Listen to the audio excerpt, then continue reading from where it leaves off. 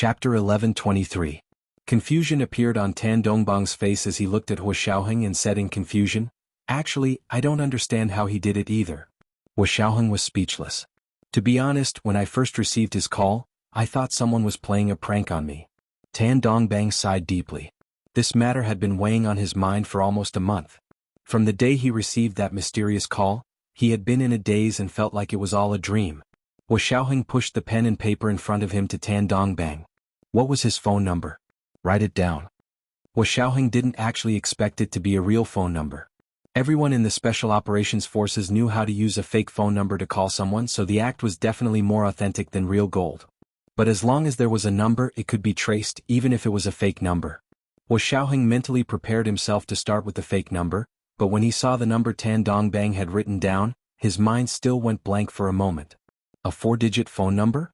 Is this an internal line?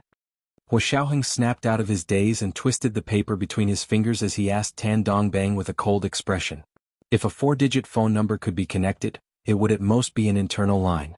Otherwise it couldn't be a real number. Tan Dongbang said awkwardly, "I thought so at first, but the internal lines of the cabinet, the office of the Prime Minister, and the military are all 5-digit numbers, not 4-digit numbers." Also, he could directly dial this number from his phone. The phone showed that it wasn't an internal line number, but an international number. Hua Xiaoheng was slightly taken aback. An international number? Tan Dongbang spread his hands. "You should have checked my phone. There must be records of incoming and outgoing calls." When they were arrested, their phones, watches, jewelry, wallets, and everything else they had on them had been confiscated for safekeeping. Also, as evidence, their phones had also been thoroughly checked. Logically speaking, there should have been call records. But Hua Xiaoheng was certain that he hadn't seen this abnormal number on Tan Dongbang's phone test report. If a 4-digit international number had really appeared on Tan Dongbang's phone, his subordinates would never have missed such an obvious clue. But their report didn't mention this number at all. Hua Xiaoheng was silent for a moment. He sent a text message to his subordinates and asked them to send Tan Dongbang's phone over. He asked Tan Dongbang to continue speaking. "And then? What did the owner of this number say to you?" It wasn't that he didn't trust his subordinates, but if they were expert hackers, it wasn't impossible for them to hack into Tan Dongbang's phone and hide the records. To be on the safe side, he had to check it again. Hua Xiaoheng listened to Tan Dongbang ramble on about his interactions with that person during the few minutes he waited for his subordinates to deliver Tan Dongbang's phone. "That person should be a man. His voice is deep and rough and he speaks very slowly. When he's talking on the phone, it seems like he's very far away. The signal on the phone is not very good, and sometimes it's intermittent, but I can still hear what he's saying."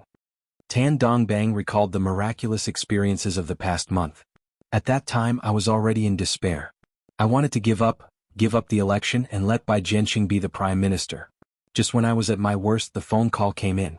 He told me that as long as I promised to do one thing for him after I was elected, he would help me get elected. I was furious when I heard that. I thought it was some bored person messing with me, so I scolded him. But that person wasn't angry. After I finished scolding him, he told me that he was the one who helped Hong Kongquan control the voting monitoring system when I was elected for the first time. Then he told me some specific data about the votes and the actual voting data. It matched my records perfectly. I finally believed him after he said that." Tan Dongbang sighed with infinite regret. "To be honest, I couldn't believe it myself that I was elected for the first time. I thought that Song Yin really did a lot of work." Hua Xiaoheng nodded without batting an eyelid. "This also matched his investigation, so it shouldn't have been faked." "And then? You just cooperated with him?" Tan Dongbang closed his eyes. "Of course. As long as I can be elected, the methods aren't important. The results are. Even if he had used improper means to get into office, wouldn't he be able to make up for it as long as he put the nation's interests first?" Actually, he had forgotten that people who used improper means to get into office would never be able to overcome their selfish desires and greed. After getting into office, they would only crazily pursue their own interests and would never put the nation's interests first. He had only thought this way to numb himself and convince himself of what little conscience he had left. Did that person say his conditions? Hua Xiaoheng circled the number. At that moment, his subordinate pushed open the door and came in to deliver Tan Dongbang's phone to him in an evidence bag. Hua Xiaoheng put on special sensor gloves and opened the evidence bag. He took out Tan Dongbang's phone and began to quickly search for the content of the call. Tan Dongbang looked at his phone and blushed slightly. He murmured, "That person didn't say anything." He only said that he would contact me again if I was elected. It was also because that person hadn't mentioned a single condition before being elected that Tan Dongbang was increasingly convinced that he really wanted to help him get elected. If he was a swindler, he would definitely make all sorts of demands before being elected. Wu Xiaoheng didn't say anything else and focused all his attention on Tan Dongbang's phone. He spent a full half an hour searching but still couldn't find any 4-digit phone numbers in Tan Dongbang's phone contacts. There were no records of calls being made or incoming. Wu Xiaoheng furrowed his brows. Could Tan Dongbang's words be trusted? Did he really have this number, or had he gone crazy for the election and imagined a mysterious number and a mysterious person out of thin air? Wu Xiaoheng glanced up at Tan Dongbang and tossed his phone onto the table. He said calmly, "There's no record on your phone that proves you called this number, nor is there any record that proves this number called you. What? Or are you not willing to tell the truth? If you make up a story, you'll end up very badly with me." "I didn't make up a story." Tan Dongbang panicked. He grabbed his phone and opened the contacts. "A few days ago, on the day of the election, I kept calling this person." He clearly remembered that he had called this number many times. There were records of calls being made and incoming on his phone. However, when he opened the contacts, he couldn't find any records of this number no matter how hard he searched. It was as if everything had really been a dream. How is this possible? How is this possible? I clearly called this number many times. I remember.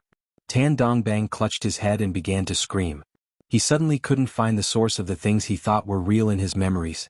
He also began to doubt the authenticity of his memories. "I swear. I really called this number. That person also told me many things about Hong Kong Quan. How could I have imagined this out of thin air?" Tan Dongbang was so anxious he wanted to grab Wu Xiaoheng's hand. "Believe me. You can ask Hong Kong Quan if you don't believe me. I don't believe he had the same dream as me." Seeing that Tan Dongbang was so agitated that he was incoherent, Wu Xiaoheng finally took back Tan Dongbang's phone dubiously. He stood up and said, "Go rest first. I'll go ask Hong Kong Quan again." "You have to go ask him. You'll know if I'm telling the truth." Tan Dongbang was still shouting as he was taken away. However, after Wu Xiaoheng left Tan Dongbang's interrogation room, he didn't go directly to Hong Kong Quan. Instead, he went to Kai Songyin's interrogation room. When a female Special Operations Forces member brought Kai Songyin over, Kai Songyin was as nervous as a bird startled by the mere twang of a bow. Kai Songyin's heart sank when she saw Wu Xiaoheng's confident expression. She thought that the spineless jerk Tan Dongbang must have confessed, so she immediately said, "I'll tell you. I'll tell you everything. I'll still say the same thing. I didn't ask Hong Kong Quan to kill anyone. I only told him that the Weibo blogger threatened my daughter, so I had to teach him a lesson." "Why would the Weibo blogger threaten your daughter out of nowhere?" Wu Xiaoheng's face was expressionless as he looked down and jotted something down on a piece of paper. Kai Songyin choked. Should she say what she was going to say next or not? If she told the truth, would it cause more problems? At that moment, Kai Songyin didn't know that Wu Xiaoheng and Gun Yanji had already discovered that she was secretly trying to defame them and was still trying to cover it up. Wu Xiaoheng grew impatient and threw out the short article summary that he had prepared. Was it because of this? This was something that Gun Yanji had discovered by chance from the Weibo blogger, Churchill's Garden. It was a description of the unspeakable incident between Gun Yanji and Wu Xiaoheng. Of course, it wasn't the original text. It was just a summary. Kai Songyin's face flushed as she glanced at it. She suddenly froze. She grabbed the piece of paper and looked at it, then looked at Wu Xiaoheng. "Where did you get this?" Wu Xiaoheng replied calmly, "Where did you get this?" Of course, it was a blog post by the Weibo blogger, Churchill's Garden. "Don't you know?" "But this isn't what I asked him to write." Kai Songyin was angry and happy at the same time. The conflicted expression on her face was a little scary. This was the first watch. Today was the third watch. A reminder to everyone for their monthly votes and recommendation votes. The second watch at 1 p.m. and the third watch at 7 p.m. Moi. Chapter 11:24. Really? You didn't ask him to write this? Wu Xiaoheng was unmoved and didn't seem to believe her at all. He replied professionally, "Do you have evidence that you didn't ask him to write this? And what did you ask him to write?" Kai Songyin thought about it. She had asked the Weibo blogger to write about Gun Yanji's shamelessness, and Wu Xiaoheng would appear as a positive person who wouldn't be tempted. Therefore, she only attacked Gun Yanji and had mercy on Wu Xiaoheng. Kai Songyin wanted her daughter to marry Wu Xiaoheng, so of course she couldn't ruin Wu Xiaoheng's reputation. However, the brief synopsis that Hua Xiaoheng had taken out had properly tarnished Gun Yanji's reputation and Hua Xiaoheng's reputation. It was even more damaging to Hua Xiaoheng. He had been tarnished to the point where he would never be able to make a comeback. Kai Songyin wouldn't do something like that even if she thought about it with her knees. She smiled wryly. I know Major General Hua has high standards. I originally had high hopes for you and did everything I could to get you to marry my little darling. Since I see you as my son-in-law, why would I use this kind of thing against you? What would happen to my daughter if I took you down? Hua Xiaoheng was speechless. It sounded somewhat reasonable. Kai Songyin was calmer than Tan Dongbang and spoke more logically. She thought that Hua Xiaoheng had already broken up with Gun Yanji, so it wouldn't be a problem to say it out. Seeing Hua Xiaoheng's calm composure, Kai Songyin actually felt a bit scared. She nervously said the name of her entertainment company's public relations manager. Go find him and ask him for the outline I gave him back then. I'm asking him to find a web novelist who writes about new media, write something and then spread it. You know that I don't like Gun Yanji and don't want her to continue dragging you down, so I've been attacking her. However, this article you gave me is an equal blow to you and her. It might even be a bigger blow to you. I'm not that stupid. I won't do something like killing 1,000 enemies and hurting 800 of my own people. I'm a businessman, and businessmen pay particular attention to making money with harmony. Hua Xiaoheng said, this is what you mean by making money with harmony? He didn't feel good just because Kai Songyin said she only targeted Gun Yanji and not him. On the contrary, he felt even worse. Due to the special nature of his job, he never cared about what others thought of him. As long as you think it is right, you will persist in doing it. If Kai Songyin had looked down on him and targeted him, he would never have taken it to heart. But now Kai Songyin was targeting Gun Yanji. Not only Kai Songyin but many people in their circle were probably thinking the same thing. He felt that Gun Yanji wasn't good enough for him. Even though he knew that she was no longer an orphan and had a powerful father and family, he still subconsciously looked down on her. He felt that she was trying to climb the social ladder by being with Hua Xiaoheng. Gun Yanji was smart and sensitive to these situations, so she probably felt it more clearly than he did, right? But she still chose to be with him. For the first time, Hua Xiaoheng felt that he had treated Gun Yanji like a jerk. His forceful and arbitrary decisions, his unquestionable, his forbearance and calmness, were all because she loved him. Hua Xiaoheng was still sitting there. His expression didn't change, but the corner of his heart that belonged to Gun Yanji had fallen into a complete mess. Kai Songyin had told him everything and only hoped that she would have a chance to get Hua Xiaoheng's forgiveness and understand that she wasn't in cahoots with Hong Kongquan. She had even drawn the line between her and Tan Dongbang a long time ago. Major General Hua, I really didn't know that Hong Kongquan was colluding with the Japanese. Kai Songyin began to plead. I've told you everything I can.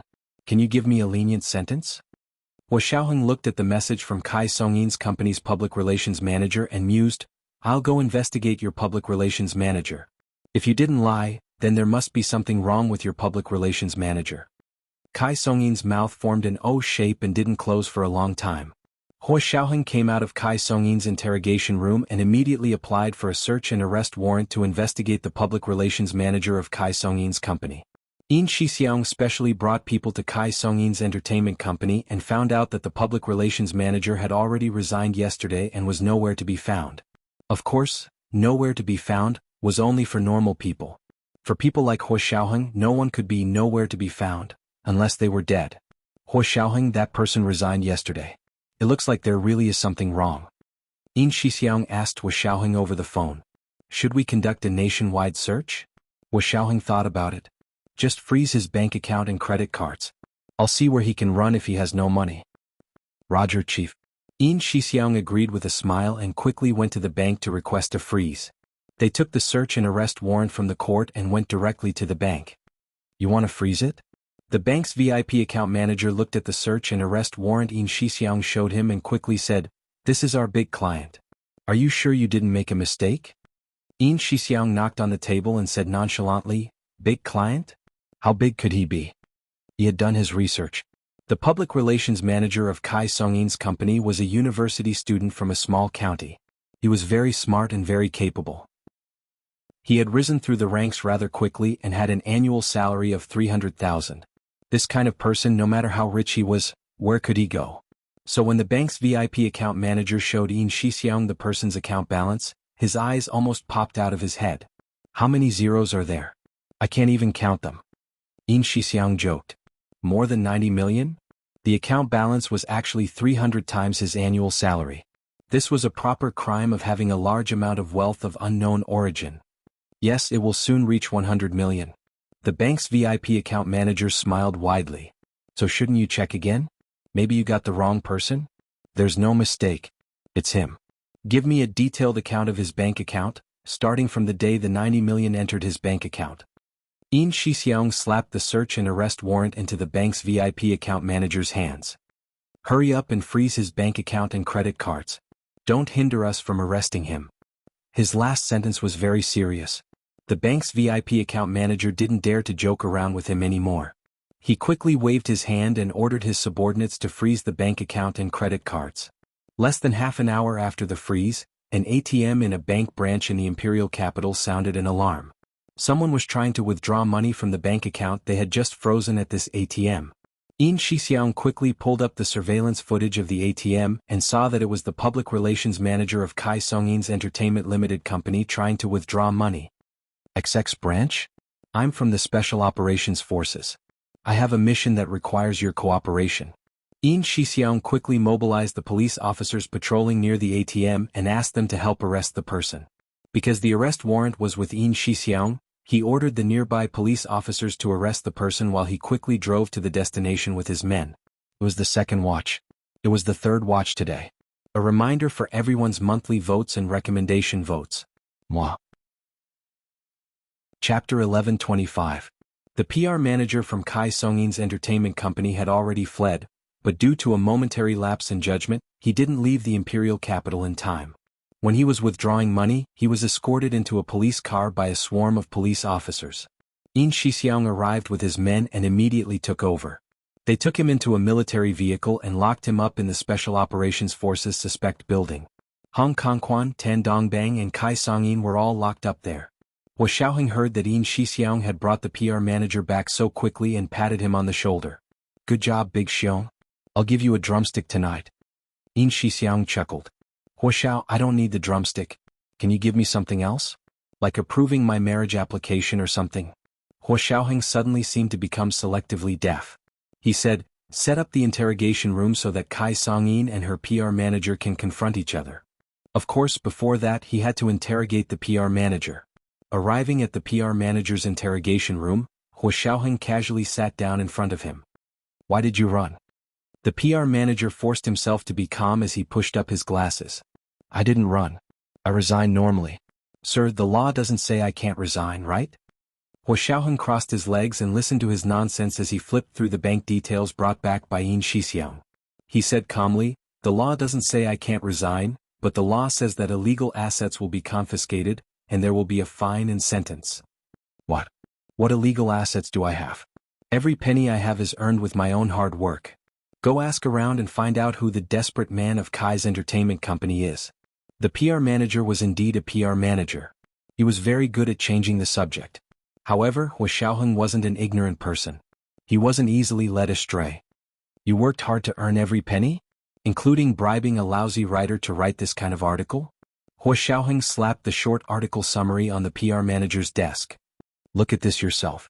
Is this worth 90 million? The PR manager's face turned pale with fright. He stammered, what nonsense are you talking about? Who did I bribe? You can't slander me. The PR manager snapped out of his daze and recalled that the Weibo blogger, Churchill's Garden, Lu Deong was already dead. No one knew that he had anything to do with this incident, so he quickly armed himself. I never say things without evidence. Hua Xiaoheng shook his head. Tell me where the 90 million came from first. I don't think you've filed your taxes, have you? An unexpected windfall of 90 million, only a fool would file taxes. The PR manager muttered in his heart and became more and more unscrupulous. He crossed his arms and said, this is a gift from someone. So what? Is giving gifts against the law? I'm not an official, so it's none of your business. Hua Xiaoheng raised his brows. Who gave it to you? If you can't tell me where it came from, I'll confiscate the 90 million. Actually, even if he told them where he came from, it would still be confiscated. The PR manager stared at him. Which law says I can't receive a large gift? You can't be unreasonable. Do you know what money laundering is? Hua Xiaoheng looked at the man who knew nothing about the law. Can you feel at ease if such a large amount of money is transferred to your account? Actually, there was also a problem with the bank's surveillance. Such a large amount of money was transferred to an ordinary account, but they didn't report it. But Huo Xiaoheng thought about it again. Domestic anti-money laundering matters were reported to the Secret Service, and the head of the Secret Service had always been Hong Kongquan. Therefore, some seemingly unrelated clues came together and formed a knot. If the bank had reported such a large amount of money, Hong Kongquan would definitely know about it. But he didn't order the bank to investigate, and instead hid this information. That was interesting. What role did Hong Kongquan play in all of this? The PR manager panicked when he heard the word, money laundering. He yelled, "You're saying I'm laundering money? Show me the evidence." People like you have to show evidence to prove that they're not laundering money.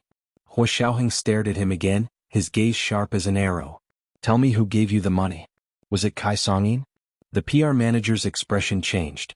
After a while he stiffened his neck. So what if it was? So what if it wasn't? If it was, come with me to see someone. Huo Xiaoheng smiled faintly and stood up.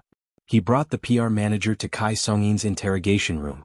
As soon as the PR manager entered and saw Kai Songyin, he looked like he had seen a ghost and was about to kneel. Miss Kai. The PR manager's forehead glistened with sweat. Kai Songyin looked at him and said to Huo Xiaoheng, "Yes, it was him. I asked him to contact that Weibo blogger." The PR manager's face turned ashen and he couldn't even stand straight. Huo Xiaoheng placed the PR manager's bank details in front of Kai Songyin. "You just said that you gave him the 90 million. Kai Songyin was furious as soon as she saw it. "Nonsense. When did I ever give you that much money? I was generous enough to give you an annual salary of 300,000. Suddenly, Kai Songyin understood. She pounced on the PR manager who had already fallen to the ground and kicked him. "You traitorous B*TC. You're really trying to get me killed. Tell me. Who gave you the money? What did he ask you to do?" Huo Xiaoheng extended the summary of the short article to the PR manager. "Look at this yourself. What is this?" The PR manager glanced at it and still tried to defend himself. "Miss Kai asked me to find someone to write this. She paid me 90 million to seal my mouth. Bullsh*T. Do you need me to seal your mouth? You'll be killed sooner or later." Kai Songyin shook her head in disdain. "My entire fortune is less than 90 million. How would I give you 90 million in cash? Major General Hua, he's lying. Don't believe him." Huo Xiaoheng nodded. "We've already searched his house with a search warrant. We should have results soon." By now the PR manager had completely broken down. He sprawled on the ground and sobbed. "I was just momentarily blinded by greed. Someone contacted me and asked me to replace Chief Kai's essay. They promised me a 90 million yuan reward. I've never seen so much money before, so I agreed. Miss Kai is also slandering Miss Gu and Major General Hua anyway. Slandering my ass." Kai Songyin was furious. "I was only targeting Gu Nianji. When did I ask you to slander Major General Hua? What happened to the email I sent you?" "I deleted it," the PR manager said dejectedly. Huo Xiaoheng said nonchalantly, "It's fine. As long as the hard drive is still there, we can recover everything." The PR manager. It was already too late to argue. An hour later, Huo Xiaoheng recovered all the deleted data on his laptop hard drive and found the original outline that Kai Songyin had sent him. It was indeed as Kai Songyin had said. The content she wanted to write was to slander Gu Nianji, but it was actually to support Huo Xiaoheng. However, the short article that had been replaced was extremely disgusting. He really didn't know whether the mastermind hated Huo Xiaoheng more or Gu Nianji more. Or perhaps they hated both equally. Huo Xiaoheng felt that it wasn't surprising that someone hated him. Of course his enemies hated him to the core. However, he couldn't understand why someone hated Gu Nianji so intensely. Gu Nianji was only 19 years old and had never done anything bad. Who hated her so much that they wanted to destroy her reputation and make her live a life worse than death. For some reason, this method reminded Huo Xiaoheng of the sinister H3UB7 incident from 2 years ago. It was practically the same despicable and vicious act. Huo Xiaoheng thought about it and found the email attachment that someone had sent him in the PR manager's email. It was the outline of the short article that had been replaced. It even provided some extremely detailed descriptions. Huo Xiaoheng. He looked at it silently for a while before physically deleting the entire attachment. Then he used the formatting program that he had written himself to format a hard drive partition. This way, even if he recovered the deleted data on the hard drive, the data that he had specially formatted could not be recovered. This time, since he had found the email that someone had sent him, he could also find the IP address that had sent the email. When Huo Xiaoheng saw the invalid IP address that he and Gun Yanji were very familiar with, he completely understood. From start to finish, they only had one enemy. This was the third watch. A reminder for everyone's monthly votes and recommendation votes. Moi. Chapter 11:26. Huo Xiaoheng put the PR manager's laptop back into the evidence bag and waved for someone to take it away. He stood up and said to the public relations manager, who was sobbing on the ground, and Kai Songyin, who was standing to the side with a face full of anger, "Everything you said today has been recorded and recorded. I will communicate with the court and have Kai Songyin become a tainted witness." Huo Xiaoheng's deep eyes narrowed as he walked out of the Special Operations Forces building. It was almost daybreak. The great purple sky was turning white, embedded in the edge of the white clouds. The sun hid behind the clouds, ready to burst out at any moment. It was another sleepless night, but Huo Xiaoheng wasn't sleepy at all. In fact, he was very excited. It was just that it couldn't be seen from the outside. He left calmly with steady steps and returned to his official residence. It wasn't even 6 a.m. yet, so Huo Xiaoheng changed into casual clothes and went to the training field to do his daily morning exercise, a 10-kilometer cross-country obstacle run. It was already 7 a.m. when he ran back, drenched in sweat. He walked in through the door with the warmth of the sun. He took off his casual jacket and put on a black t-shirt. When he turned around to change his shoes, he saw a slim figure squatting down and placing a pair of comfortable shoes at his feet. It was Gun Yanji. Looking down, Huo Xiaoheng felt a bit hot when he saw her dark, silky hair draping down her back like seaweed. He should have run another 10 kilometers. He thought vaguely as he pulled Gun Yanji up from the ground and carried her to the shoe cabinet in the entryway. He cupped the back of her head with one hand and held her waist with the other. He leaned over and kissed her. Gun Yanji gripped the hem of his t-shirt with one hand and gently responded to his kiss. Her other hand rested on his muscular arm. They were so engrossed in the kiss that there was a loud thud in the living room. It sounded like someone had fallen. Huo Xiaoheng let go of Gun Yanji and buried his face in her neck, panting slightly. Gun Yanji's clear eyes looked over his broad shoulders and saw Yin Shixiang gritting his teeth as he got up from the ground in the living room. He picked up the coffee table that he had knocked over. Gun Yanji's eyes curved into crescents as she smiled. She took a deep breath and was intoxicated by Huo Xiaoheng's scent. He must have just finished exercising. He was still drenched in sweat, but it didn't smell bad. Instead, it felt like male hormones were exploding. It was like the summer breeze brushing against his cheeks. It was warm and carried the saltiness of the sea breeze. Huo Xiaoheng noticed her little movements and his heart softened. He loved her so much that he gently carried her down from the shoe cabinet and kissed her forehead. "Have you had breakfast?" "I just got up, not yet. I was waiting for you to eat together." Gun Yanji held hands with him as they walked into the living room. "Be good. I'm going to take a shower. You go to the dining room first and wait for me for breakfast." Huo Xiaoheng patted her shoulder gently and walked towards the spiral staircase. Gun Yanji walked into the living room with a smile that she couldn't hide. Yin Shixiang was already sitting in the dining room, holding an open morning newspaper in front of him. Gun Yanji couldn't help laughing when she recalled how embarrassed Yin Shixiang was in the living room. She said cheerfully, "Brother Xiong, why didn't you know how to walk just now? How could you fall in the living room?" She clearly knew that Yin Shixiang had probably seen her being intimate with Huo Xiaoheng and was so shocked that he fell. However, she pretended not to know anything. Yin Shixiang peeked out from the top of the morning newspaper and saw that Gun Yanji was alone. He finally sighed and put down the newspaper. He frowned and whined, "Do you know it's against the rules for you to be so lovey-dovey in public so early in the morning?" Gun Yanji rolled her eyes. "This is Huo Xiao's official residence. It's not a public place. I haven't even said you were looking at me indecently, and you're still trying to blame me." Yin Shixiang laughed and leaned forward to ask quietly, "Didn't you guys break up? Are you back together now?" Gun Yanji took the knife and spread peanut butter on the toast. She said nonchalantly, "Not yet. I'm still thinking about it." Yin Shixiang pounded the table. "Don't try to trick me. Look at you two kissing like your lips are almost touching, and you're telling me you're still thinking about it? You're about to melt in Huo Xiao's arms." Gun Yanji blushed and glared at Yin Shixiang. "How can you talk like that? Didn't Chi-Chi teach you to pretend you didn't see this kind of thing?" Yin Shixiang immediately softened when he heard the name Ma Chi-Chi. He stopped arguing with Gun Yanji and said listlessly, "I haven't seen Chi-Chi recently. Because of the interim election, Yin Shixiang had been living in the Senate building for almost half a month and hadn't left the building for even a minute. Gun Yinji quickly comforted him. Are you okay today? Go find her soon. Go study with her, eat with her, and go shopping. Yin Shixiang's mind was filled with thoughts about his marriage report. Wu Xiaoheng had stuck him and kept making him rewrite it. He was almost writing until his fingers were cramping. Yin Shixiang's eyes turned and sneakily walked to Gun Yinji's side to sit down. He whispered, Nianji, Huoxiao is courting you, right? Gun Yinji quietly moved to the side. Let's talk things out. Don't try to play tricks. Yin Shixiang chuckled. I have something to ask of you. No, Qiqi and I have something to ask of you. Gun Yinji poured herself a glass of milk. What is it? About you and Qiqi? As long as I can help, I will. Yin Shixiang was overjoyed and quickly said, It's like this. I submitted my marriage report with Qiqi several times, but Huoxiao didn't approve it. He kept making me rewrite it. I've already rewritten it several times. Gun Yinji didn't understand.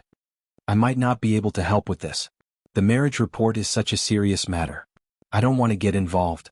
This concerns Qiqi's marriage. Huoxiao probably didn't approve because you didn't do a good enough job. Brother Xiong, you can do it. I'm on your side. Her words sounded nice, but she didn't have any intention of helping him at all. Yin Shixiang glared at her. Brother Xiong doted on you for nothing. At that moment, Wu Xiaoheng had just showered and walked down in his military uniform. He asked refreshingly, What do you mean doted on you for nothing? Big Xiong, what are you talking about? Yin Shixiang's face paled. He quickly stood up and pulled out a seat for Wu Xiaoheng. He politely invited him to sit down. No, I was just joking with Nianji. Right, Nianji? Gun Yinji giggled and nodded. Yes, Brother Xiong said the marriage report was difficult to write, so he asked me to write it for him. I didn't agree, so Brother Xiong said he doted on me for nothing. She casually found an excuse. Yin Shixiang sighed in relief and secretly gave her a thumbs up under the table. Wu Xiaoheng sat down next to Gun Yinji and smiled. Big Xiong, I've already decided to approve your marriage report. What's wrong?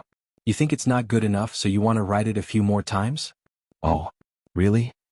Yin Shixiang was so happy he almost jumped up. Didn't you say you needed to think about it last time? He thought he would have to call back and rewrite it again. Wu Xiaoheng thought to himself that times had changed, but he didn't explain. He dragged his breakfast over and said calmly, I've thought about it for a few days. Seeing how sincere you are, I've decided to approve it so you don't keep bothering me. Yin Shixiang pressed his palms together. He was practically worshipping Wu Xiaoheng like a god. He didn't even eat breakfast. He grabbed a beef bun and said to Wu Xiaoheng, Huoxiao, I'll take the day off to find Qiqi and tell her the good news. Go. Bring Qiqi over for dinner when you're free. Wu Xiaoheng waved his hand behind him. Yin Shixiang had already run out of the room with invisible eyes. Gun Yinji laughed so hard she almost collapsed on the table.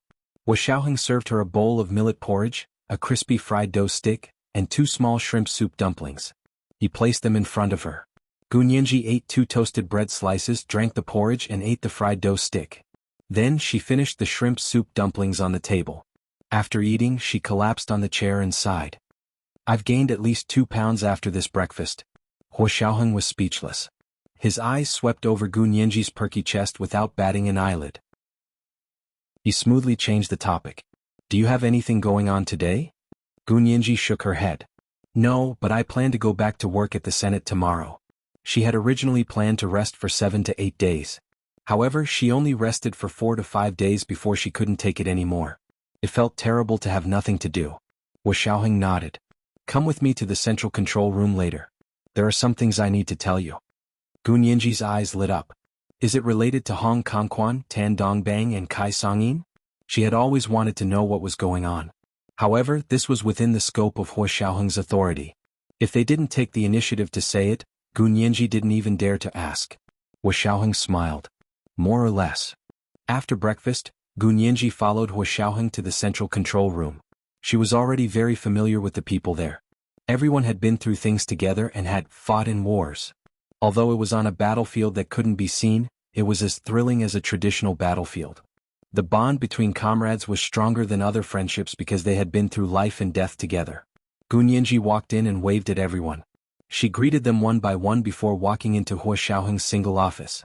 Wu Xiaoheng had his own office in the central control room. Normally, he didn't go in and worked with everyone in the lobby.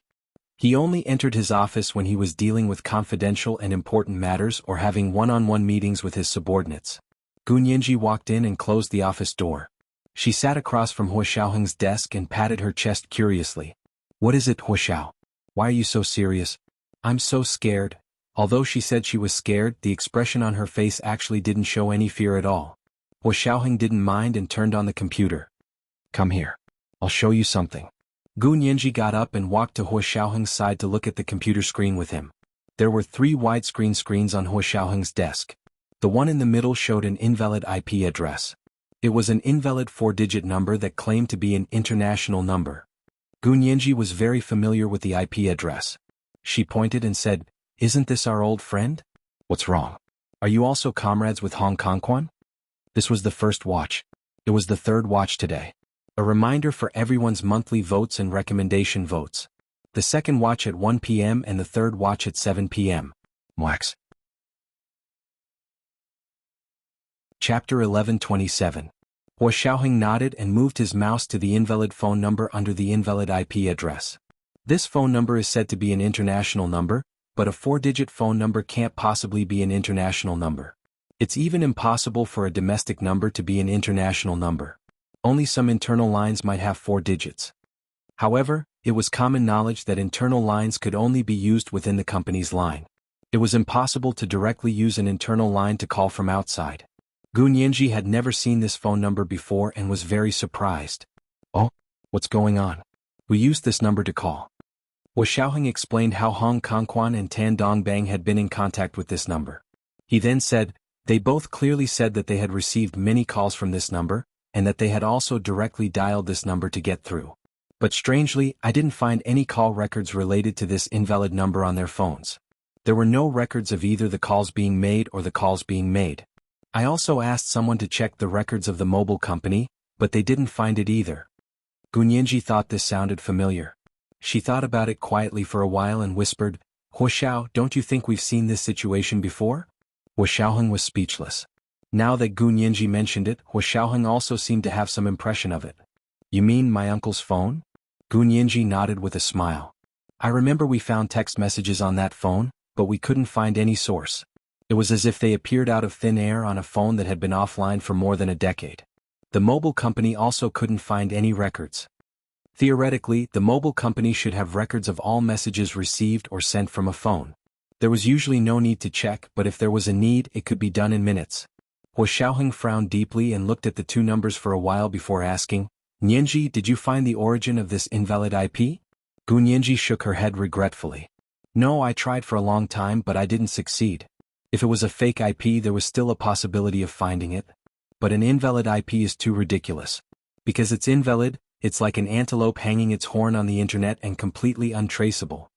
There were still traces of a fake IP, but an invalid IP violated the internet's IP rules. In other words, it was outside the rules, so there was no way to find it." Hearing Gu Nianji's words, Huo Xiaoheng had another thought.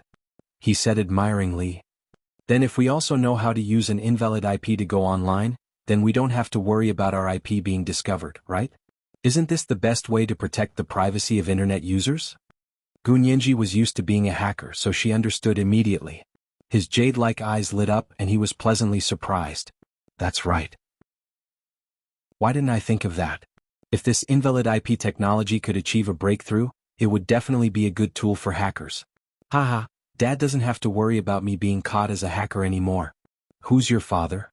"Gu Nianji, shouldn't you say that Mom no longer has to worry about me being caught as a hacker?" Huo Xiaoheng said slowly. "Or you could say that Huo Xiao no longer has to worry." Gu Nianji blushed and complained quietly, "How can you make fun of me about something like this?" "Okay, actually I wasn't completely joking." Huo Xiaoheng pulled her to sit down. "But think about it carefully. You just blurted out, 'Dad.' Don't you have any memory of Mom at all?" Gu Nianji tilted her head and thought about it for a while. She spread her hands and said, "Actually, I don't even have any memory of Dad. I blurted it out just now subconsciously. As for why I didn't call him Mom, I don't know either." Huo Xiaoheng looked at her quietly for a while and stroked her long hair. "Forget it. If you can't remember, then don't think about it. Go back and rest. Prepare to go to work at the Senate tomorrow." He felt that he couldn't let Gu Nianji think about it alone. It was better to go to work and have something to do. Gu Nianji nodded. I'll go tomorrow. I plan to move back to the Hepingli precinct. That was the house she bought herself. Although Hua Xiaoheng was reluctant to leave, he didn't stop her. He only said, I'll be with you this weekend. Gu Nianji curled her lips. Call me before you come. Hua Xiaoheng closed his eyes and nodded slowly. Gu Nianji left the central control room and returned to Hua Xiaoheng's official residence to pack her things. The next morning, Hua Xiaoheng personally drove her to the Senate building in a normal black Mercedes-Benz SUV. When they arrived at the main entrance of the Senate building, Gu Nianji got out of the car alone. Hua Xiaoheng took her things to the Hepingli precinct and dropped off her luggage. Therefore no one saw Hua Xiaoheng drop her off. Gu Nianji took the elevator to the secretariat floor of the Senate building and greeted everyone with a smile. Finally, she went to Special Assistant Zhuang's office and knocked on the door. Special Assistant Zhuang, I'm fine now. I'm coming to work. Special Assistant Zhuang looked up and was very happy to see her. He walked out from behind his desk and stood at the door to shake her hand. Welcome back, Miss Gu. We can sign the contract today. Gu Nianji nodded with a smile. Actually, I still have to take the exam even if I sign it. I don't even know what's the point of signing it. What if I fail the exam? Wouldn't you be in a dilemma then? Special Assistant Zhuang put his hands in his trouser pockets and rocked back and forth with laughter. Actually, you don't have to be nervous. Even if you fail, we'll still take you. Only signed documents have legal force. The exam results are only a reference. Gu Nianji was actually just joking. As a straight-A student, the last thing she was afraid of was exams. What kind of misunderstanding did they have about someone who could get full marks just by casually reading a few books before an exam?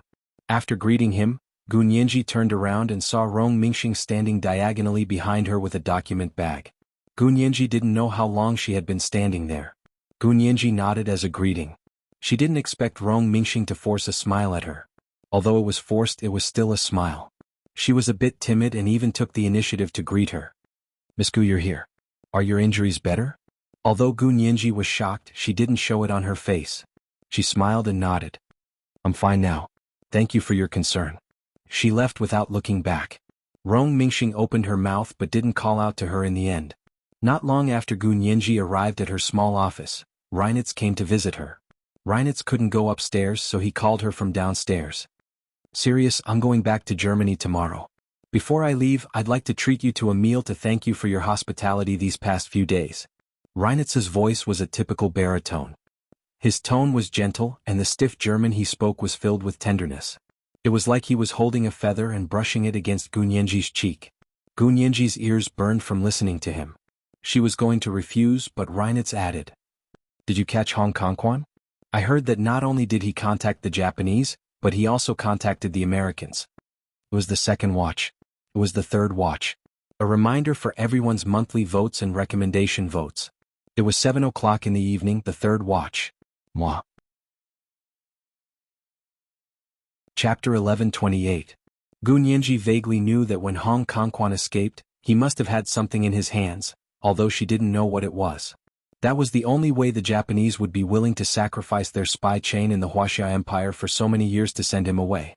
Although they didn't succeed in the end, the Wuxia Empire almost lost many elites of the Special Operations Forces. If it weren't for Gu Nianji and Song Jining, it would have been Hua Xiaoheng and his men who died of suffocation at the bottom of the sea in Japan, not the elites of the Japanese frogmen. Now that she heard Reinitz say that Hong Kongquan had contacted the Americans before contacting the Japanese, Gu Nianji felt that this made sense. She had always known that Hong Kongquan was backed by the Americans, so when she found out that it was the Japanese who received him, Gu Nianji was a little surprised. She immediately asked, Contacted the Americans? Who did you hear this from? Reinitz let out a magnetic chuckle. When you get off work tonight, I'll pick you up and go to your house to cook for you. I'll tell you the details. He then hung up. Gu Nianji stared at her phone and complained to herself about Reinitz's rudeness. He kept her in suspense and forced her to eat his cooking. Gu Nianji turned on her computer with a gloomy expression. She suppressed her uneasiness and began to work. She hadn't been in for 4 or 5 days and there was nothing in her mailbox, but Special Assistant Zhuang sent her contract. Gu Nianji printed out the contract and read it carefully. Seeing that it was only for 2 years and that the salary was reasonable, she signed it with confidence and personally delivered it to Special Assistant Zhuang. Special Assistant Zhuang was now on the same floor as Speaker Long, and his office was directly across from Speaker Long's. Special Assistant Zhuang, I still need Speaker Long's signature here.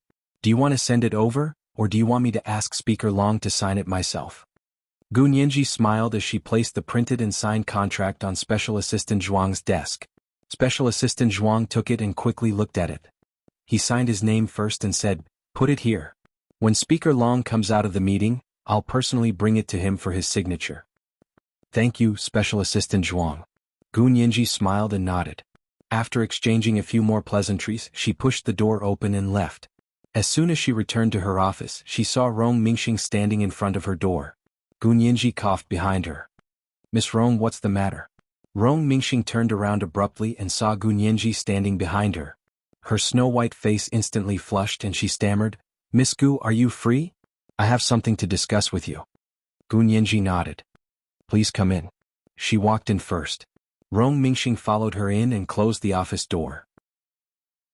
Half the walls of Gu Nianji's small office were made of transparent glass, so the people inside could be seen from the outside. Unless the blinds were drawn, there would be some privacy. Gu Nianji saw that Rong Mingxing seemed to have something to say, so she asked politely, "Should I close the curtains?" "Oh no, it's fine like this." Rong Mingxing carefully sat down in front of her. Both of them were facing the glass wall. Gu Nianji took an unopened bottle of mineral water from the table and handed it to Rong Mingxing. "I took this from the small kitchen in the secretariat." Rong Mingxing took it and said, "Thank you." Then she looked at Gu Nianji and bit her lip without saying anything. Gu Nianji didn't say anything and just looked at her with a smile. Competing to see who could lose their cool and speak first? Gu Nianji had only lost to Hua Xiaoheng before, so Rong Mingxing's level wasn't enough for her. The two of them stared at each other for a full 3 minutes and Rong Mingxing was defeated. She looked away and looked down at Gu Nianji's desk, which was also a computer desk, and murmured, "Miss Gu, aren't you curious about what I have to say?" "Why should I be curious? It's not like I'm the one talking to you." Gu Nianji replied calmly. Her tone was flat and emotionless, and she had a very businesslike attitude. Rong Mingxing was overwhelmed by Gu Nianji's aura. It was as if she wasn't facing a 19-year-old graduate who had just graduated with a master's degree, but a sophisticated and astute veteran who had been in politics for more than a decade. But Gu Nianji clearly wasn't like that. Rong Mingxing couldn't explain why she felt this way. Her legs were trembling and she wanted nothing more than to run away. But when she thought that she would have nothing if she left, she quickly mustered up her courage. She clenched her fists under the table to cheer herself up. She looked up at Gu Nianji and whispered, "Miss Gu, I heard you've already signed the contract?" Gu Nianji, she had clearly just sent the contract up. But she also knew that there were almost no secrets working in a place like this. Moreover, the work contract wasn't a secret because after Speaker Long signed it, it would be posted in the public area where everyone could see it for a month until no one had any objections. Only then would it be considered officially approved. Everyone knew who was going to be promoted, who was leaving, who offended who, and who was sucking up to who. Rong Mingxing would soon see Gu Nianji's work contract on the bulletin board, and even the salary was not confidential. Because the salary information of the Senate and government agencies was not considered personal privacy, it had to be displayed to the public. Gu Nianji quickly figured this out and nodded. "Yes, I just signed it. What's wrong?" Rong Mingxing twisted the corners of her clothes with both hands, and her thin lips moved. She hummed and hawed for a long time before saying, "Then can I ask you to do me a favor on account of us being schoolmates?" Gu Nianji, she really wanted to say, "Why should I help you? Just because we're schoolmates? But I didn't even know your name when I was in school, and you're a graduate student and an undergraduate student. This favor is too far." Gu Nianji muttered a few words in her heart but didn't say it out loud. Forget it, she would help if she could. Gu Nianji noticed that Rong Mingxing was dressed very plainly. The clothes were of a new style, but it was obviously a knockoff. The threads at the corners of the clothes were showing, and the fabric and cut were very ordinary. It had the shape but not the spirit. It could be seen that her family was probably not very well off. Gu Nianji sighed in her heart, and her tone softened a lot. "What kind of favor? Tell me first." Rong Mingxing knew there was hope as soon as she heard this, and she immediately became more energetic. She immediately said, "Do you agree? I'll tell you if you agree." Gu Nianji, how could she ask for help like this? She hadn't even said what it was and she wanted her to agree first. She didn't even say anything if she didn't agree. Gu Nianji wasn't interested in being perfunctory, so she said lightly, "Then you don't have to say it. I won't see you out, thank you for closing the door." As she spoke, she looked at the computer and ignored Rong Mingxing. Rong Mingxing didn't expect Gu Nianji to turn hostile so quickly. She was extremely embarrassed, but she couldn't bear to leave. Her backer was originally Special Assistant Yang, but she heard that Special Assistant Yang had lost his job because he had offended Gu Nianji. Rong Mingxing couldn't rely on Special Assistant Yang anymore, so she could only rely on Gu Nianji. She thought about it and finally said, "Miss Gu, it's like this. I was thinking that since you've already signed the contract, can you not take the exam or just answer a few random questions during the exam and don't pass?" Gu Nianji looked at her and shook her head. "No, isn't that cheating? I won't do that." "But Miss Gu, you've already signed the contract. I heard Special Assistant Zhuang say that even if you fail, it won't stop you from getting the job. Why are you still being so overbearing?" Rong Mingxing was very puzzled. It was obviously a simple matter, so why wouldn't Gu Nianji help her out of respect for their schoolmates? "As long as you fail, I can get the position," Rong Mingxing said very nervously. "My family isn't well off, so it doesn't matter. I really need this job. Miss Gu, I know you know a lot of people and they're all high-ranking officials. You don't need to squeeze into this single-log bridge with a commoner like me. Besides, you've already signed the contract, so the exam is just a formality. Why can't you even let go of a formality?" Rong Mingxing had consulted Special Assistant Yang. They only had one position for the Senate's recruitment this time. However, Gu Nianji was considered a special recruit. In other words, if she failed the exam, her position would be extra and wouldn't take up the official position. With the questions that Special Assistant Yang had left out for Rong Mingxing was very confident that she could get first place and get the official position. Of course, the premise was that Gu Nianji, the top student, didn't do too well on the exam. If Gu Nianji also got first place on the written exam, there wouldn't be an extra position, and Rong Mingxing wouldn't be able to enter the Senate as an official employee. Gu Nianji listened to Rong Mingxing and finally understood why she wanted her help. She was a little hesitant. Indeed, what Rong Mingxing said made some sense. She had already signed the contract, so no matter what her results were, she had already taken up the position. Why should she fight with others? But what did Rong Mingxing mean by that? As far as Gu Nianji knew, Rong Mingxing wasn't the only candidate other than Gu Nianji. However, her attitude was very firm, as if she would definitely get first place as long as Gu Nianji failed the exam. Chapter 1129. Rong Mingxing's eyes suddenly lit up. Gu Nianji didn't reject her outright. This was already a pleasant surprise for her. She immediately stood up respectfully with her back to the bright floor-to-ceiling glass window. She bowed to Gu Nianji continuously, so much so that it was almost as polite as a Japanese 90-degree bow. "Thank you, Miss Gu. Thank you, Miss Gu. I knew that Miss Gu was beautiful and kind, and would definitely help me."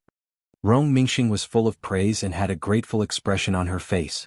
Gu Nianji faced the floor-to-ceiling glass window and couldn't help but see that the people from the secretariat outside her office had almost surrounded her office. In the eyes of the senior staff in the secretariat, Gu Nianji was actually the same kind of person as Rong Mingxing. They were both new interns this year. But now one was already sitting in her own office and the other was bowing in front of the other. This contrast was too big and most people had a balance in their hearts. At this time, everyone's weight was on Rong Mingxing's side. Gu Nianji's heart skipped a beat, and she calmly watched Rong Mingxing bow. When she finished, she smiled and pointed to the camera in the corner of the office. "I forgot to tell you that everything here is monitored. If what you said just now reaches Special Assistant Zhuang or Speaker Long, don't blame me." Rong Mingxing's head jerked up, and her face suddenly turned pale. "Monitor? Surveillance?" "Yes." Gu Nianji smiled and nodded very kindly. "Of course there is surveillance. Where are we?" "The Senate building. Every place here is monitored, so if you want to make any personal calls, remember to leave the Senate building and go to a public place outside, or go to the bathroom to make the call. There are no surveillance cameras there." Oh, thank you, Miss Gu, for reminding me. What I said just now was just me being possessed. Miss Gu, please don't mind me. I didn't mean for you to go easy on me. I really didn't." Rong Mingxing explained in a panic. She was really scared to death.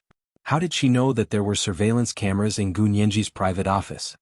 If there were surveillance cameras, even if Gu Nianji went easy on her, what could she gain? Rong Mingxing left Gu Nianji's office with a twisted expression. She pushed the door open and looked up to see a few colleagues from the secretariat surrounding the door, looking at her curiously. Seeing her expression, they quickly came over to comfort her. "Mingxing, what's wrong? Who made you so angry?" Mingxing, tell us if you have any difficulties. Don't be like this, okay?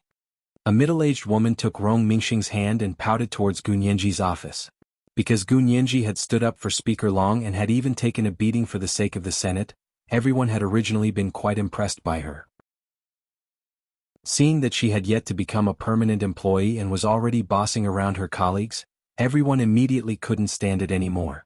Gun Yanji walked out of her office and leaned against the door with her arms crossed. She smiled and said, "Yeah, Rong Mingxing, why don't you tell everyone how I made you angry? If you don't have enough, you can also watch the surveillance video. Anyway, my office has a 24-hour surveillance camera with recording. Everything you do and say is clear. I definitely won't deliberately edit it to cause misunderstandings." Rong Mingxing originally wanted to vaguely mislead her colleagues, but when she heard Gun Yanji's hidden words, she couldn't help shivering. Her colleagues from the secretariat also felt awkward and said sheepishly, "Miss Gu, we saw Rong Mingxing bow to you just now. We don't know what happened, so we asked. If we offended you, please forgive us, please forgive us." Gun Yanji smiled and squinted her eyes. I wouldn't dare. Ignorance is not a crime. You didn't offend me. As long as Rong Mingxing explains things clearly, I believe no one will misunderstand. Right? Rong Mingxing? Gun Yanji originally wanted to play along with Rong Mingxing and investigate why she was so sure that she could get first place without Gun Yanji. Everyone knew that Rong Mingxing was brought into the Senate by Special Assistant Yang as an intern. Special Assistant Yang, on the other hand, was still on a long vacation at home because of his conflict with Gun Yanji, but seeing Rong Mingxing climb up the ladder so quickly, Gun Yanji didn't want to tolerate her anymore. She wasn't a person who could keep her cool. And if you beat around the bush with someone who couldn't keep her cool, you would only be at a disadvantage. Because she will mess up your plans and dig a hole for you when you least expect it. When dealing with this kind of person, the only way to deal with it was to quickly, accurately, and ruthlessly stop her from continuing to dig a hole for her. Rong Mingxing's face alternated between red and white. She wanted nothing more than to find a hole to hide in. She was cursing Special Assistant Yang, who had given her this rotten idea, to death. After giving her so many ideas, why didn't he remind her that there were surveillance cameras in Gun Yanji's office? If she had known that there were surveillance cameras, she wouldn't have chosen her office. Instead, she would have blocked Gun Yanji in the bathroom and pleaded with her. Rong Mingxing stammered and didn't speak. The people in the secretariat also noticed that something was wrong and immediately distanced themselves from Rong Mingxing. Everyone laughed for a while and returned to their own offices. Rong Mingxing was left standing there alone and looking at Gun Yanji pitifully. The smile on Gun Yanji's face faded. Rong Mingxing, what's the point of doing this? Do you really think I'll believe you? Miss Gu, please don't say any more. Rong Mingxing gritted her teeth. I'll explain to my colleagues. You don't have to be so aggressive. Gun Yanji raised her eyebrows and uncrossed her arms. I'm aggressive? I didn't say a word. I just listened to you and watched you act. How dare you say I'm aggressive? Then shouldn't I just lie down and let you step on me? That's called kindness and kindness? Rong Mingxing was actually a very articulate person. She graduated from B University with a bachelor's degree in law. How could she not be eloquent? But in front of Gun Yanji, she had no advantage at all. Gun Yanji's few words had made her tear up. She was still worried about what to do if the surveillance cameras had been seen. She had no desire to fight anymore. She said to Gun Yanji, "Anyway, I've already apologized. If you still don't let me go, do whatever you want." With that, she quickly left the secretariat's door and walked to the elevator. It wasn't until she was far away from the Senate building that Rong Mingxing found a quiet place and took out her phone to call Special Assistant Yang. Her first words were, "Brother Yang, you're the death of me." There are surveillance cameras in her office, and every word I said was recorded by the surveillance cameras. Special Assistant Yang was also stunned. Surveillance cameras? There are surveillance cameras in her small office. There were indeed, and Hua Xiaoheng had specifically asked someone to install them for her. Rong Mingxing nodded fiercely. She said there were, and that she could take it out and play it for everyone to see at any time. That's too treacherous. Special Assistant Yang was so angry that he slammed the table. Forget it, I think you should resign. If she has something on you, how are you going to survive there in the future? Resign? Rong Mingxing cried. But, you promised me. He promised that as long as Gun Yanji agreed, he would guarantee that she would stay in the Senate Secretariat. Special Assistant Yang smiled bitterly. When I promised you, I didn't know that there were surveillance cameras in her office. If that's the case, there's no point in continuing. You should resign. To tell you the truth, I'm in contact with a few people I know in the Ministry of Foreign Affairs. They're in urgent need of people. I've already sent my resume over, and the interview has already been approved. When I meet with the Minister of Foreign Affairs again, it'll basically be a done deal. Why don't you resign first, and when I enter the Ministry of Foreign Affairs, I'll get you into the Ministry of Foreign Affairs. Rong Mingxing finally breathed a sigh of relief. Her tone was much sweeter. That's great. Congratulations, Senior. I knew that Senior was amazing. Actually, if I think about it carefully, leaving the Senate is also good. It's all Gu Nianji's world now. She's the most correct and capable, so she won't be able to stand out even if she stays here. Senior, you must remember to bring me into the Ministry of Foreign Affairs. That's no problem. Special Assistant Yang chuckled and hinted, my appetite hasn't been good lately. Do you want to cook something delicious for me tonight? Rong Mingxing rolled her eyes and tactfully refused. But I have to work overtime tonight. I'll resign after I finish the work at hand. That way no one can hold anything against me. What do you think? She was also a person who wouldn't let go until she saw the rabbit. Special Assistant Yang was well aware of this, but he wasn't too upset. It was good that she had a brain. He wouldn't dare to help someone without a brain. Okay, then you go ahead with your work. I'll call you when I've made a decision so you can prepare to submit your resume. Special Assistant Yang took a drag of his cigarette and waited for Rong Mingxing's confirmation before hanging up. When Rong Mingxing returned to the Senate building, she was in a much better mood. She bought a box of milk tea and egg tarts for her colleagues in the secretariat and explained with a smile, everyone misunderstood just now. Miss Gu did me a big favor, so I was thanking her. Everyone drank her milk tea and ate her egg tarts, so what happened just now was written off. Gu Nianji didn't eat it, and Speaker Long happened to call her up for a meeting. She put her portion back in the public area of the kitchen and let everyone help themselves. She had a meeting at Speaker Long's place for the whole day because Speaker Long was going to take the members of the Senate abroad for a visit.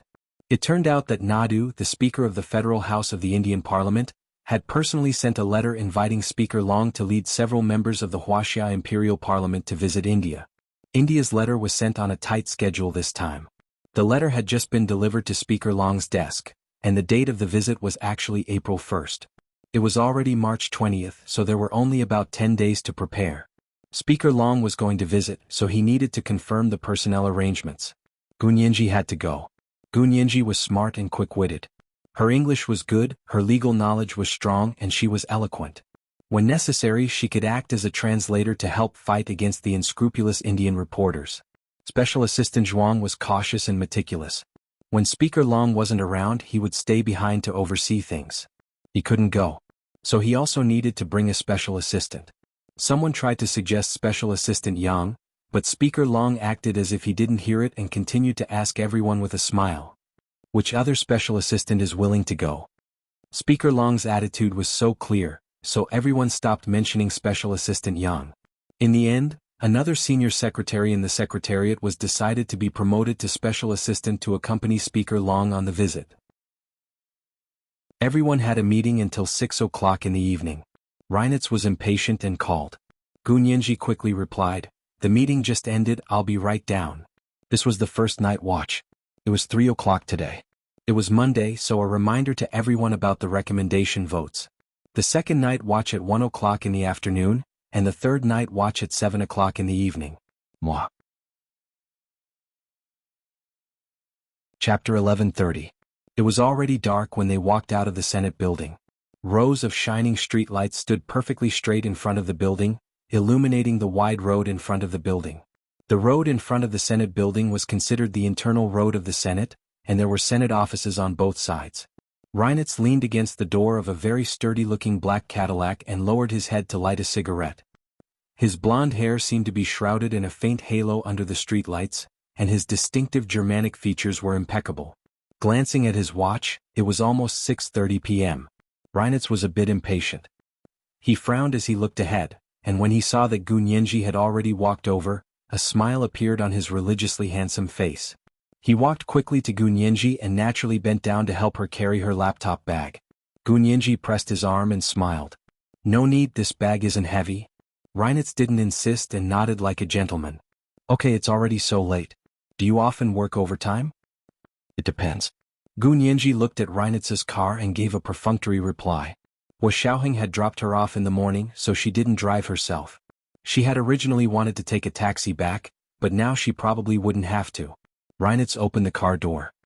I'll take you back to the Hipingli district, right? Gun Yinji smiled. Haven't you been there before?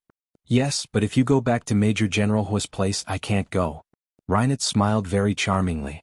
There was a moment of darkness inside the car, but Reinitz's eyes were as blue as a jade spring, and he looked at her affectionately. Gun Yinji sighed emotionally. Reinitz, do you have a girlfriend? Girlfriend? Although Reinitz's Chinese was very good, he still couldn't understand such modern internet slang. Girlfriend. Gun Yinji explained to him in English. You're not married, right? Reinitz didn't have a ring on his finger. Reinitz started the car and quickly turned out of the middle of the Senate building, heading for the highway. He smiled. I'm not married and I don't have a girlfriend. But I have a girl I like and I'm pursuing her. That's great. Good luck. Gun Yinji slyly expressed her support, but maintained her composure and treated herself as an outsider. She then cleverly changed the topic. You were talking about Hong Kong this morning. How did you know? Reinitz tilted his head to look at Gun Yinji and said with a smile, We'll talk about it when we get to your house. What do you want to eat tonight? I brought the last few Bavarian white sausages and the famous smoked pork trotters from Germany. I went to the supermarket to buy Japanese Kobe steak, the freshest bamboo shoots and raw salmon. Gun Yinji swallowed her saliva in disappointment and smiled. I like everything except salmon that can be eaten raw. You don't like salmon? No. Gun Yinji shook her head. It's too unhygienic to eat raw salmon. I heard there are a lot of parasites. There were indeed very few salmon that could be eaten raw. Even if they were caught from the deep sea, they would have to go through several rounds of freezing to kill the parasites. However, no matter what they did, with the tenacious vitality of the parasites, it was likely that those freezing methods wouldn't be able to kill them. Therefore, Gun Yinji chose not to eat sashimi. It was still edible when it was cooked. Reinitz himself didn't like sashimi, but after reading the information, Gun Yinji's favorite food as a child was sashimi, especially sashimi made from Nordic salmon. He didn't expect her taste to have changed. Reinitz pursed his lips and said after a while, Did Hua Xiaoheng stop you from eating it? After thinking about it, only Hua Xiaoheng could have had such a big impact on Gun Yinji and change her eating habits. Gun Yinji laughed. I think so. I was also quite picky when I was a child. At that time, I was very picky about what I liked and didn't like, but Hua Xiao didn't spoil me. I don't even know when I stopped being picky. In short, ever since she started growing up with Hua Xiaoheng really treated her like military training. If she was picky and didn't eat, then she would starve. Later there was a lot of training which made her tired and hungry. She no longer had the mood to be picky. However, she didn't remember liking salmon as a child. Perhaps this was also a part of her memory that was lost. Gu Yanran used to say that she liked to eat dishes related to lotus root, such as lotus root stewed with spare ribs, fried lotus root, glutinous rice osmanthus lotus root slices. She didn't remember either, as if she had never eaten it before. However, after actually eating it once, she found that it really suited her taste. But salmon, she politely declined it and didn't want to try it at all. It was quite interesting to think about these things. Gun Yinji couldn't stop talking as soon as she started. Reinitz listened to her quietly. He had always hated using all kinds of fragrances in the car, so his car had always only had the original smell of leather.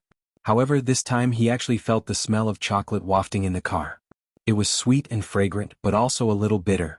It was this bitterness that made the sweetness even more luscious, so he couldn't let go of the sweetness in his mouth. The taste of love was the taste of chocolate, perhaps. Just like listening to her speak and watching her do things, he always felt a trace of bitterness on top of the sweetness and touching feeling. Every word of hers could make his heartstrings tremble endlessly, and the aftertaste lingered. He was a little absent-minded, and even the car couldn't help slowing down. This subtle change was quickly captured by someone. With a loud whoosh, two large trucks suddenly sped up from behind and drove to the left and right of Reinitz's car. Reinitz quickly came back to his senses and shouted at Gun Yinji, "Fasten your seatbelt. Get down." As he spoke, he freed one hand to press down on Gun Yinji's shoulder and make her lie down. Gun Yinji was slightly startled, and before she could react, she was pressed down on the seat by Reinitz. As soon as they laid down, they heard a few gunshots hitting their car windows. The window quickly cracked, and it was as if a dense layer of spider webs had suddenly appeared on the window. Reinitz stepped on the gas pedal and his car roared as it sped up quickly. It shot out like an arrow from a bow and instantly left the two large trucks far behind. His car sped up too fast and Gunyenji was pressed down on the seat again. Her body crossed the horizontal bar between the two seats, and she was almost lying on Reinitz's thigh. Although Gunyenji tried her best to endure it, she was about to throw up from the sudden jolt of the car. What happened? She asked with a pale face, still lying motionless on the seat. She had heard the gunshots just now, but she didn't dare look up at all. She didn't know where the enemy was shooting from. Reinitz said in a low voice, "Someone wanted to kill you, but it's fine now." From the rearview mirror, she saw that the two large trucks had already exited from a highway exit. Gunyenji propped herself up and turned to see the dense spider webs on the window next to her. She was shocked. "Your car is actually equipped with bulletproof glass?" Reinitz curled his lips. "You know what's good for you." If Gunyenji hadn't suddenly worked overtime, Reinitz felt that they could have perfectly avoided the enemy's pursuit. Because there were a lot of cars on the road at the end of work, the enemy couldn't have squeezed into the lane next to them. Also, there were so many cars that the enemy couldn't successfully escape even if they opened fire. Therefore, Reinitz's original plan was to avoid the enemy when the traffic was congested after work. In the end, Gunyenji happened to be working overtime, so they perfectly avoided rush hour. It could only be said that they were lucky that he reacted in time, so the enemy didn't succeed. If Gunyenji had driven herself or taken a taxi, Reinitz didn't dare to think about it. It was almost 7 o'clock and there were fewer cars on the highway. Reinitz drove faster and soon got off the viaduct. He drove towards the Hipingli precinct where Gunyenji lived. It was a densely populated area with residential areas on both sides. There were rows of small shops along the street. There were restaurants, cafes, hairdressers, beauty salons, bookstores, video stores, and all kinds of barbecue stalls. They were spread out on the sidewalk and flashed with colorful lights. The atmosphere was like the smoke of the world. After experiencing the sudden shock on the highway, Gunyenji suddenly felt that the smoke of the world was especially precious. She took a deep breath and felt even hungrier. Her stomach growled twice. It was the second watch. It was the third watch. It was Monday, so a reminder for everyone's recommendation tickets. It was 7 o'clock in the evening. Mwah. Chapter 1131. Reinitz glanced at her with a smile and skillfully drove to the Hipingli precinct where Gunyenji lived. Gunyenji showed the security guard her pass, and the guard opened the bar to let their car in. Reinitz's car was a visitor's car, so it was fine to park in the visitor's spot in front of the building. Gunyenji got into the elevator with him. Reinitz carried several paper bags in his hands, all of which were vegetables he had bought from the supermarket. Gunyenji couldn't help but laugh when she saw this Germanic man with a religious and ascetic temperament. She said, "This is too damaging to your image, Major General Reinitz." Reinitz looked at her gently. "I'd rather not have an image when it comes to you." Gunyenji shrugged. "Reinitz, if you keep doing this, you'll get tired of your beauty." Reinitz laughed and walked out of the elevator. Gunyenji opened her door and invited Reinitz in. She had to admit that Reinitz knew her quite well. If Reinitz said he was treating her to dinner outside, Gunyenji would definitely find an excuse to refuse. How could someone who refused to eat the first bite of food while on the run so easily fall into someone else's trap? Reinitz was both happy and resentful of Gunyenji for this. Therefore, he chose to cook a table of food for Gunyenji in her home so that she would let down her guard. Gunyenji changed her shoes and took a pair of men's slippers for Reinitz to change into. Reinitz had been to her house once, and this time he was familiar with the way to Gunyenji's kitchen. He put down the things and began to prepare. Gunyenji was speechless when she saw him wearing a custom-made Armani suit washing vegetables in front of the sink. She found an apron and said with a smile, "This is my apron. Just put up with it." Reinitz glanced back and nodded. He dried his hands and took off his suit jacket, revealing a white pinstriped shirt underneath. He then put on Gunyenji's teddy bear apron. He actually looked a little cute amidst his elegance. Gunyenji squinted at him for a while and said, "If you take a photo and post it on Weibo, you'll definitely attract fans." Reinitz glanced at her. "No photos, no fans." Gunyenji, Reinitz was about to speak to her when he felt the miniature intercom in his ear ring. He said to Gunyenji, "Go rest. I'll call you out to eat when the food is ready." Gunyenji also thought it was silly to stand there and watch. She didn't want to help Reinitz cook either. "Okay then, I'll go clean up the room." Gunyenji returned to her bedroom and locked the door. She decided to take a shower in the bathroom. It was her habit to take a bath as soon as she got home so that she could have a comfortable dinner. Reinitz heard the sound of Gunyenji closing the door. He connected to his communicator and asked in German, "What's up?" Mr. Reed? Li Dishi sounded a little tired. Reinitz, are you okay? I'm fine. Reinitz nodded. His voice was so soft that if one didn't stand close to him, they wouldn't be able to hear what he was saying. I heard that you were being chased tonight? It's hard to say. I'm also very confused. Reinitz's expression didn't change as he said, I called Gun Yinji this morning to invite her to dinner. I made an appointment for dinner, but I waited from 5 to 6 before she got off work. Later on, 2 cars suddenly attacked my car on the highway. Even my car window was broken. Fortunately, I was driving a bulletproof car. Li Dishi didn't find anything wrong with what he said, and the logic was correct. His voice softened. Then you have to be careful. We'll be returning home soon, so don't cause unnecessary trouble. But Mr. Reed, aren't I fulfilling your mission? Reinitz said calmly, don't you want Gun Yenji anymore? Li Dishi smiled slowly. Okay, as long as you can get her to come back with you, I'll give you a great credit. You know I don't want a great credit. You know what I want. Reinitz ended the call and turned off the miniature intercom completely. At this time, Hua Xiaoheng also received news that Reinitz had been suddenly shot at on the way home from picking up Gun Yenji. Shot? Are you okay? Hua Xiaoheng said as he pulled up Gun Yenji's tracking information to check. Seeing that her location was in the Hepingli precinct, she should have arrived home safely. She's fine. Reinitz's car is a bulletproof sedan, so the other party didn't seem to have anticipated this. Hua Xiaoheng was half relieved. You guys check where the car that fired the shots came from. I suspect the license plate number is fake. The person who called him was a member of the Special Operations Forces that Hua Xiaoheng had sent to protect Gun Yenji. He scratched his head awkwardly and said, Hua Xiao, how do you know that the license plate number is fake? It was indeed fake. He had just checked the 2 license plate numbers from the traffic police and confirmed that the license plate numbers of the 2 large trucks were fake. Hua Xiaoheng calmly turned on his computer. Did you take photos? Send them over. The person immediately sent the photos he had taken. Hua Xiaoheng took a look and saw that they were 2 very ordinary large Ford trucks. Looking at the license plate, it was likely that the real license plate was covered with a fake one. This proved that it was a deliberate and premeditated affair. After Hong Kongquan, Tan Dongbang and Kai Songyin were arrested one after another, who else would want to target Gun Yenji? Hua Xiaoheng rubbed his chin with one hand, and his gaze gradually became fierce and determined. Did they think they could escape their pursuit by using fake license plates? Hua Xiaoheng picked up the phone and ordered his people, go find the traffic police and have them check all the large Ford trucks that appeared in the imperial capital today. I don't think there are many of these cars, so they should be able to find them one by one. Roger, Chief. Gun Yenji finished showering and came out of the bathroom humming a song. She had just changed into her home clothes when she heard her phone ring. It was Hua Xiaoheng's exclusive ringtone. Gun Yenji quickly took the phone and swiped it open with a smile. Hua Xiao, what is it? He wasn't checking on her again, was he? Gun Yenji actually felt a bit of a headache at that moment. In the past, it was she who couldn't wait to check on Hua Xiaoheng, but now it was the other way around.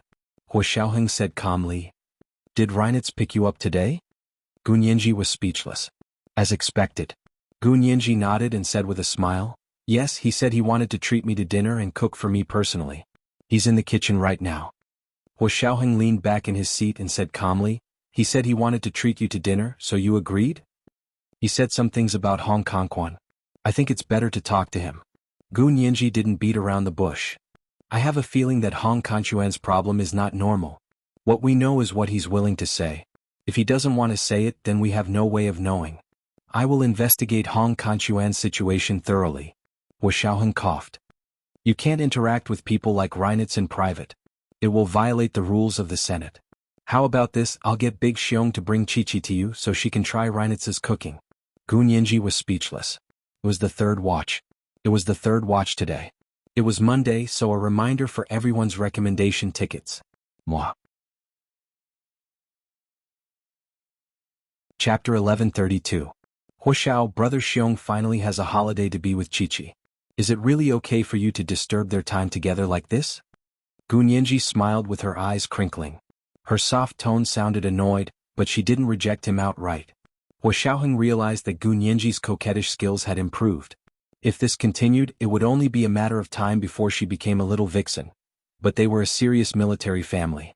How could they have such a disharmonious creature like a little vixen? They had to be locked up at home. Hua Xiaoheng coughed and tried to maintain his dignity. Nianji, don't change the subject. Don't worry about Big Xiong. You, on the other hand, must be careful of your image. Why didn't you tell me you got into trouble on the highway today? Even if you didn't tell me, you should have called the police. Don't you know it was very dangerous? Did he have to be so serious? Gu Nianji held her phone and sat on the bay window. She opened the curtains and looked at the moonlight outside. She chuckled. Huoxiao, are you worried about me or about work? Huoxiaoheng was speechless. Gu Nianji waited for a long time, but Huoxiaoheng didn't say anything. She didn't force him. She said slowly, then I'm worried about work. Don't worry, I know what I'm doing. You know what you're doing? Huoxiaoheng snorted and turned around in his chair. As if they were telepathically connected, he pressed the remote to open the blinds in the office. The moonlight outside the window was beautiful. In the dark blue sky, the moon was missing a side, but it didn't dim. Because of the flaw, it was even more stunning. Gu Nianji put on her Bluetooth headset and hugged her knees. She rested her chin on her knees and said steadily, yes. First, you're worried that my private contact with Reinitz would violate the rules of the Senate. What I want to say is that I only signed the contract today. Speaker Long hasn't signed it yet. The 30-day publicity period hasn't started yet, so technically, I'm not an official employee of the Senate and not subject to the rules.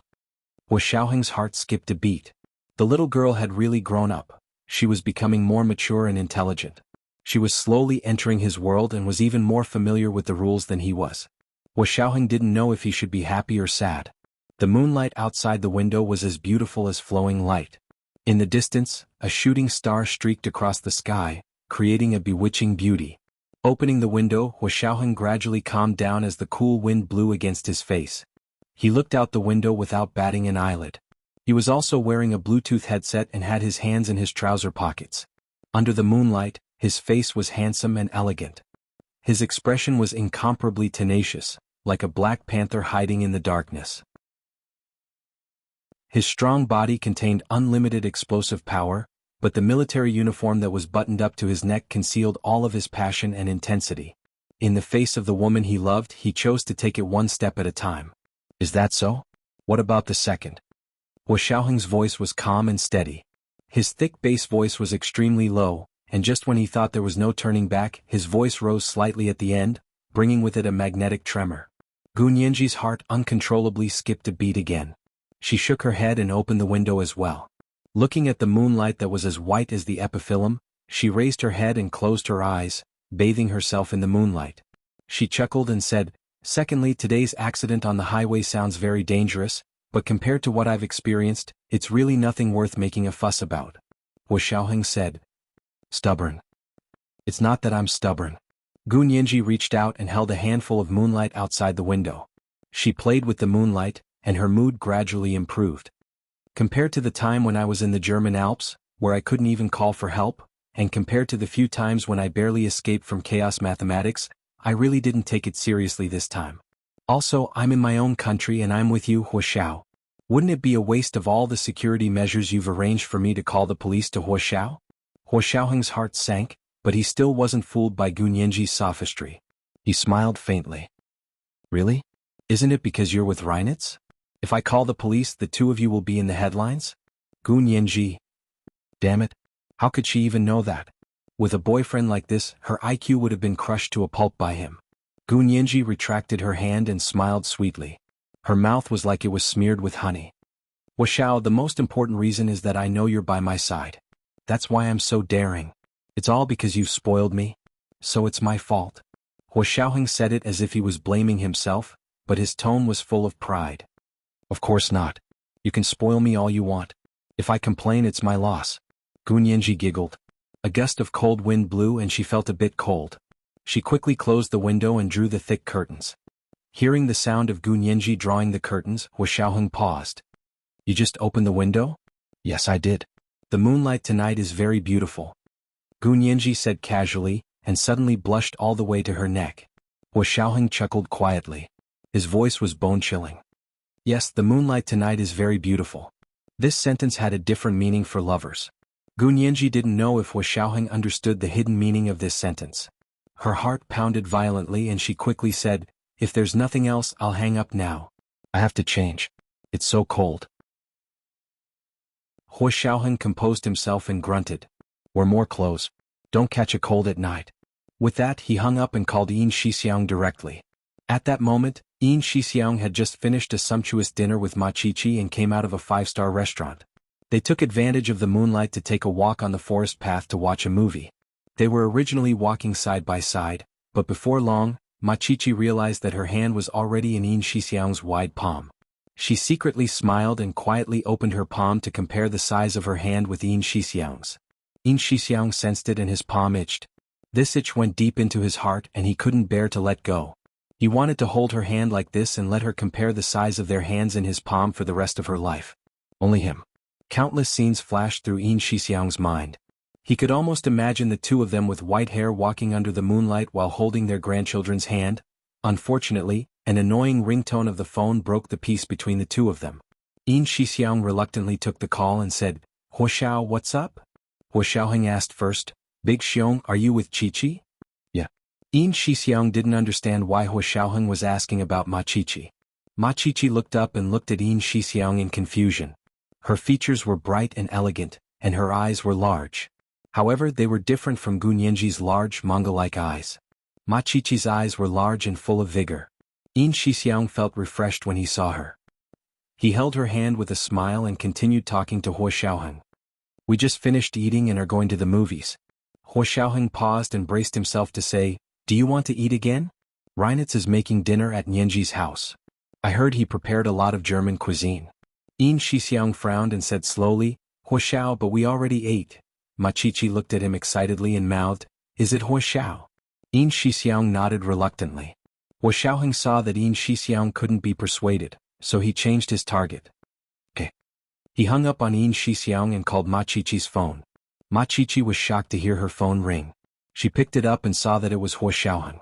She quickly answered and asked, "Good evening, Huo Xiao. What can I do for you?" He was much more polite than Yin Shixiang. Huo Xiaoheng was in a better mood and said with a smile, "Chichi, I heard from Nianji that you love good food?" Yes. She always says I'm a foodie." Ma Chichi smiled brightly. "And I always tell her that there's nothing in this world that can't be solved by a good meal. If there is, then let's have 2 meals. "Well said." Huo Xiaoheng praised her with a smile. "I heard you're also obsessed with good looks?" "Of course. Nianji and I often exchange our thoughts on handsome men." Ma Chichi obviously didn't know Huo Xiaoheng as well as Yin Shixiang and Gu Nianji. As soon as he heard Ma Chichi praising good food and handsome men, to Huo Xiaoheng, Yin Shixiang instantly felt that something was wrong. "Oh, really? There's German food and handsome men?" Ma Chichi's eyes widened. "Is it that Reinitz?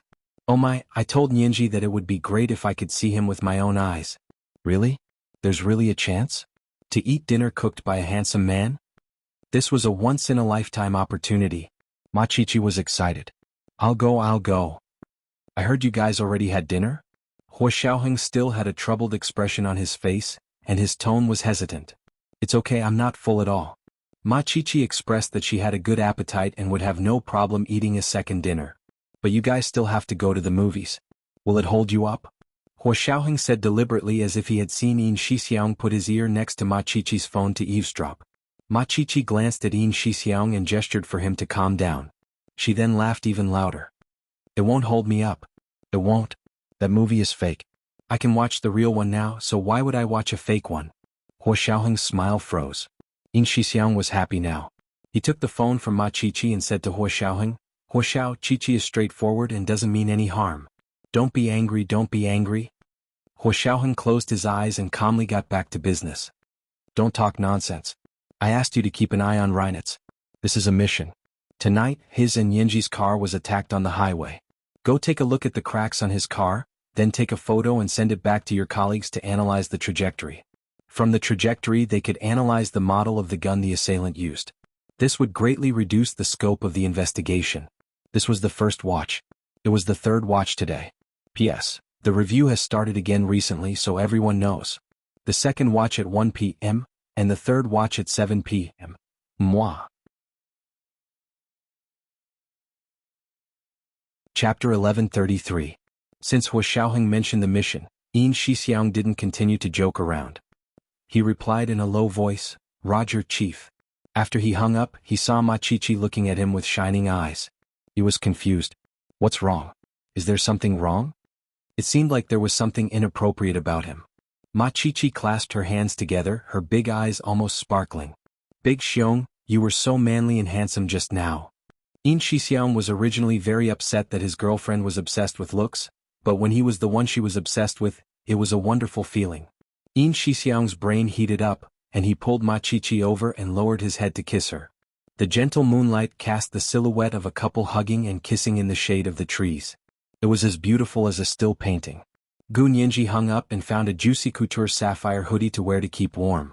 Coming out of the bedroom, Gu Nianji smelled the aroma of food. Gu Nianji, who had been starving all day, followed the aroma to the kitchen. Reinitz stood in front of the induction cooker and was frying a steak with butter. The butter melted, and the sizzling sound of the steak mixed with the aroma was mouth-watering. Gu Nianji quietly gulped.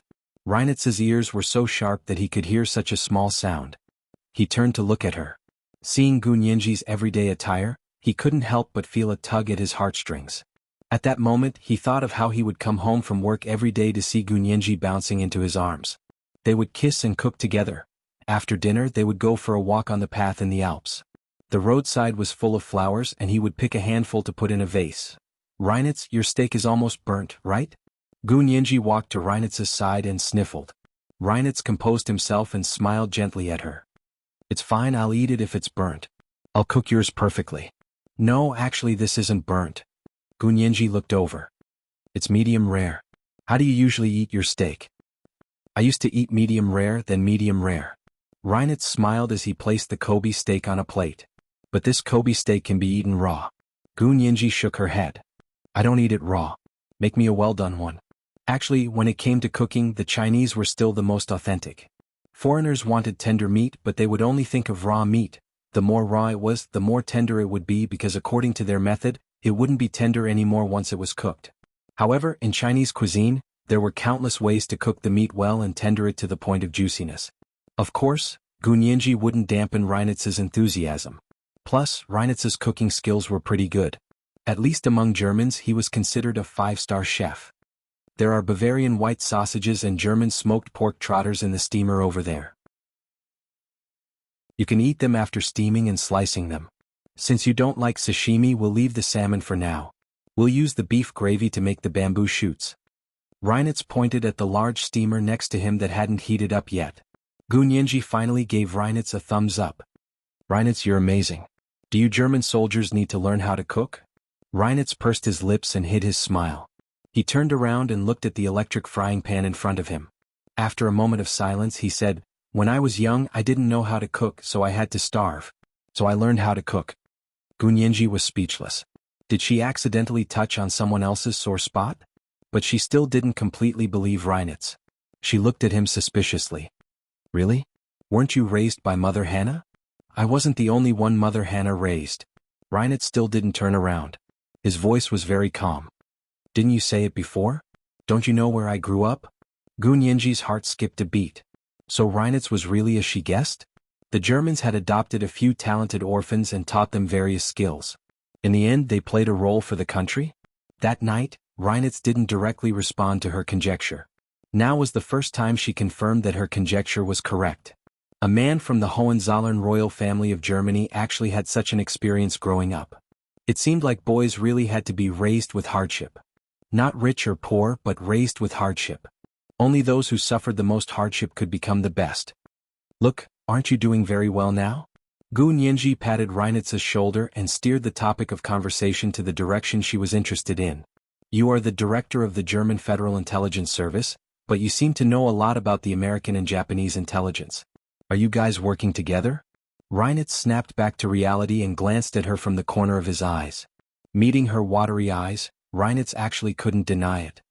He looked away and pursed his lips. His handsome face was very serious. Usually when he put on such a face, the people around him, from his superiors to his subordinates, would stay away from him and not dare to provoke him. But Gu Nianji clearly wasn't afraid of him at all. She turned around and looked at him stubbornly. Why aren't you saying anything? Did I get it right again? Reinitz was speechless. After a moment of silence he finally said, Before Hong Kong Quan contacted the Japanese, he was sure he contacted the Americans first. I don't need to tell you which organization, right? Gu Nianji nodded vigorously. Of course. Everyone on Blue Planet knows. Although Reinitz tried his best to look indifferent and angry, it was very difficult to maintain an unchanging poker face in front of Gunyenji.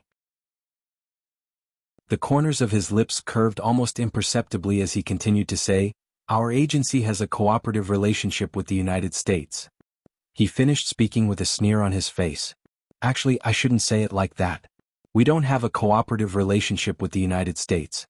It should be said that they are a sovereign country and we are a dependent country. A country that has to hand over its national defense power doesn't deserve to have a sovereign relationship." Gunyenji didn't know how to continue. Germany was defeated and disarmed. All of Europe was under the protection of the NATO military alliance led by the United States. Of course, Germany didn't need to keep too many troops. Also, the current military forces were all infiltrated by the United States. Gunyenji just didn't expect that even the German Federal Intelligence Service was considered a branch of the CIA. "So, the United States shared information with you?" Gunyenji thought about it deeply. Why would they share it with you? Logically speaking, couldn't they just directly contact Japan? Japan also has US troops stationed there, and under the US nuclear umbrella, it's about the same status as Germany, right? Japan and Germany were both defeated countries, but Germany had deeply reflected on their war crimes. Japan had never reflected, and their textbooks had always avoided the heinous crimes they committed against the people of Asia. Reinitz was speechless by Gunyenji's question. He should have known long ago that Gunyenji was extremely intelligent and perceptive. She had a frighteningly sharp intuition when it came to danger and good or bad things. Reinitz had only vaguely mentioned that Hong Kongquan had contacts with the United States and Japan, and they knew about these contacts. She immediately questioned the German Federal Intelligence Service's position in this matter. This in itself was a loophole. Reinitz was a bit regretful. He decided not to speak to Gunyenji for the time being until he thought it through. This girl's ability to talk to herself was also amazing. Fortunately, her voice was still very pleasant to listen to. Otherwise, it would just be noise next to them. However, Gunyenji had agreed to cook at her house because she wanted to get information about Hong Kongquan. How could she let Reinitz fool her so easily? She crossed her arms and leaned against the stainless steel double-door refrigerator. Smiling, she continued to ask, "Your role in this matter isn't to act as an agent for the United States, is it?" Because it was not appropriate for CIA agents to act openly in the Wuxia Empire, Reinitz and the others who visited the Wuxia Empire had a legitimate excuse to intervene. Is it like this? Hong Kongquan first contacted the Americans and wanted to use the things he had to surrender to them and get them to take him out. However, the Americans weren't interested in what he had. He wasn't as valuable as Bai Yuxing, so they didn't want to take such a big risk. However, the Americans also didn't want to let go of this opportunity to disgust our country, so they decided to fish in troubled waters. They asked you to help them contact the Japanese spies in the Wuxia Empire and give them the clues to see if they were interested. In the end, not only did the Japanese personally come to find Hong Kongquan, but they also sent all the elite frogmen of the Japanese Marine Corps to receive him. Because the Japanese were very interested in the things that Hong Kongquan had, right? Reinitz turned around abruptly and looked at Gunyenji in disbelief. With just a few words, she had pretty much deduced the whole thing. It was the second watch. It was the third watch. It was 7 o'clock in the evening. Moi. Chapter 1134. Oh, you look so surprised. Did I hit the nail on the head again? Gunyenji nodded slightly and smiled like a little fox. Thank you for the compliment. Reinitz snapped back to reality and shook his head with a smile. I didn't say anything. It was all just your guess. You don't have to say anything. Your eyes can speak for themselves. Gunyenji smiled at Reinitz's uncomfortable gaze and continued frying his steak. But what you did in our country was immoral and illegal. You even caused casualties. Tell me, how are we going to settle this? Gunyenji folded her hands behind her back and walked behind Reinitz. Looking at his tall figure, she gestured with her hands and regretfully realized that she probably couldn't beat him. Reinitz didn't turn around. Then what are you going to do? Arrest me and hand me over to the police or your Major General Hua? I want to, but I can't. Gunyenji shook her head. You're very certain that I don't have any evidence. Reasoning alone isn't enough to convict you. Furthermore, Reinitz was the director of the German Federal Intelligence Service on a state visit to the Wuxia Empire. He had a certain level of immunity.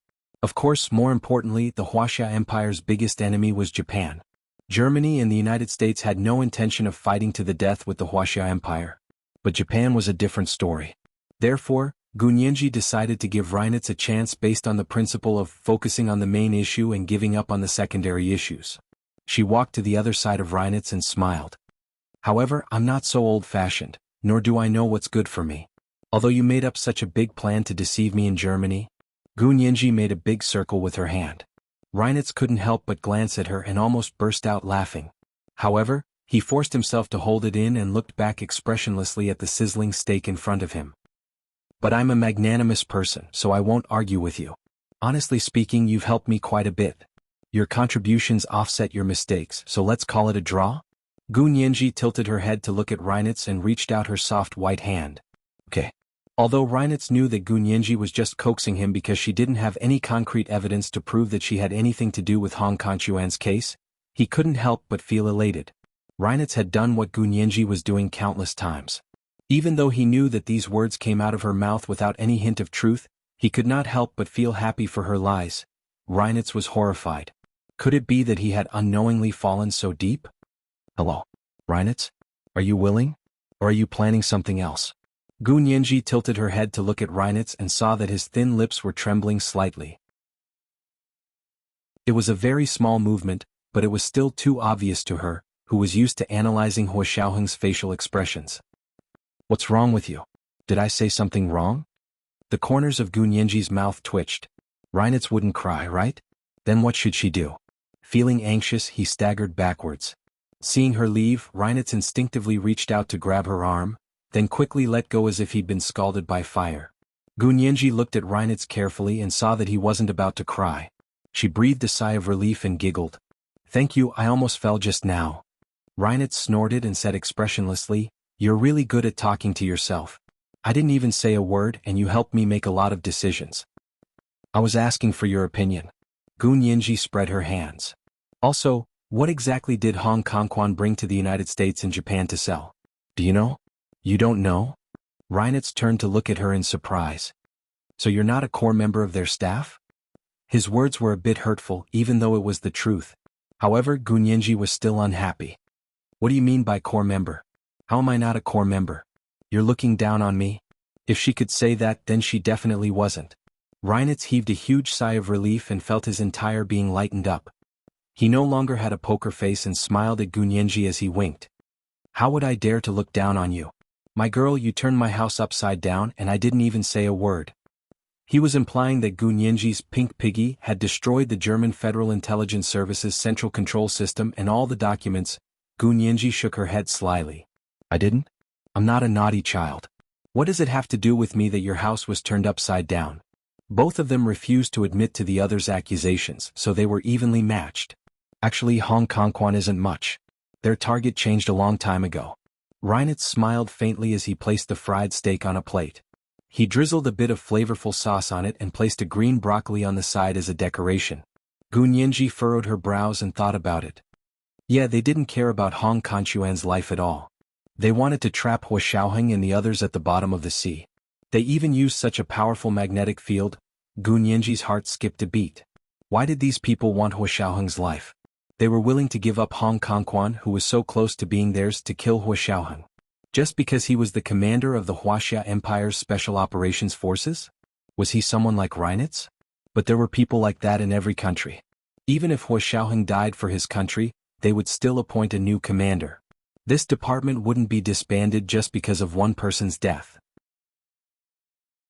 Therefore, the Japanese and Americans were risking their lives to kill Huo Xiaoheng, so they must have some other value that they couldn't tolerate.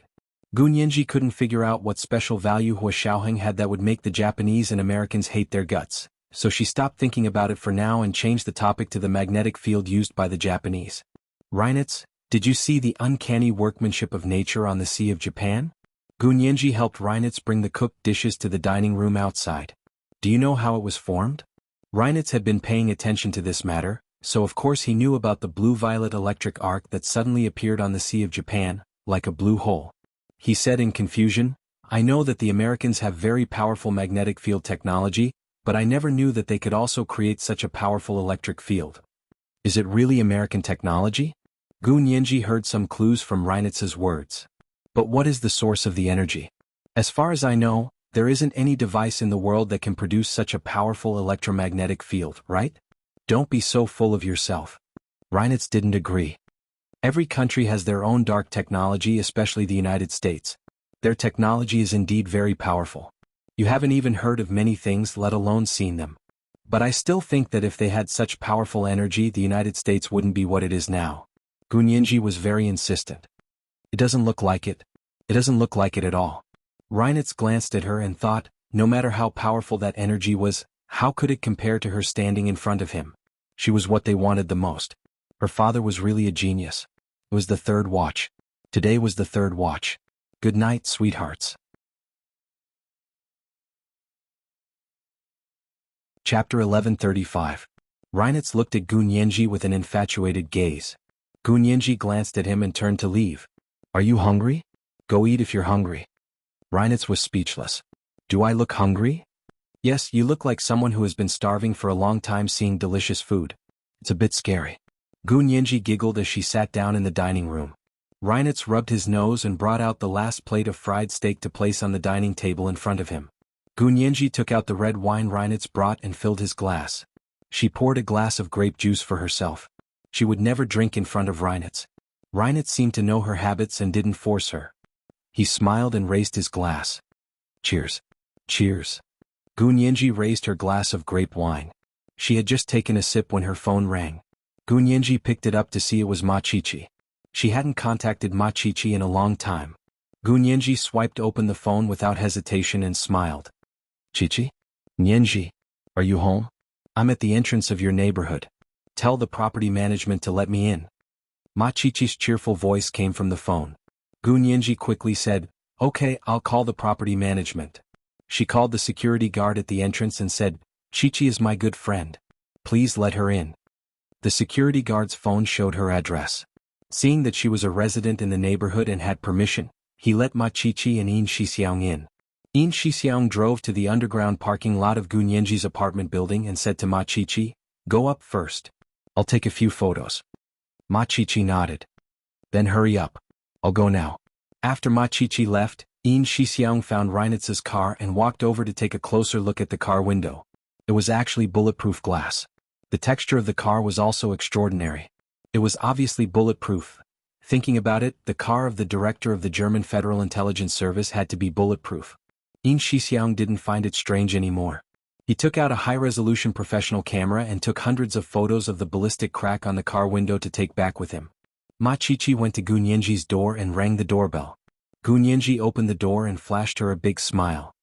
Chichi, I finally get to meet you. The two of them happily embraced each other.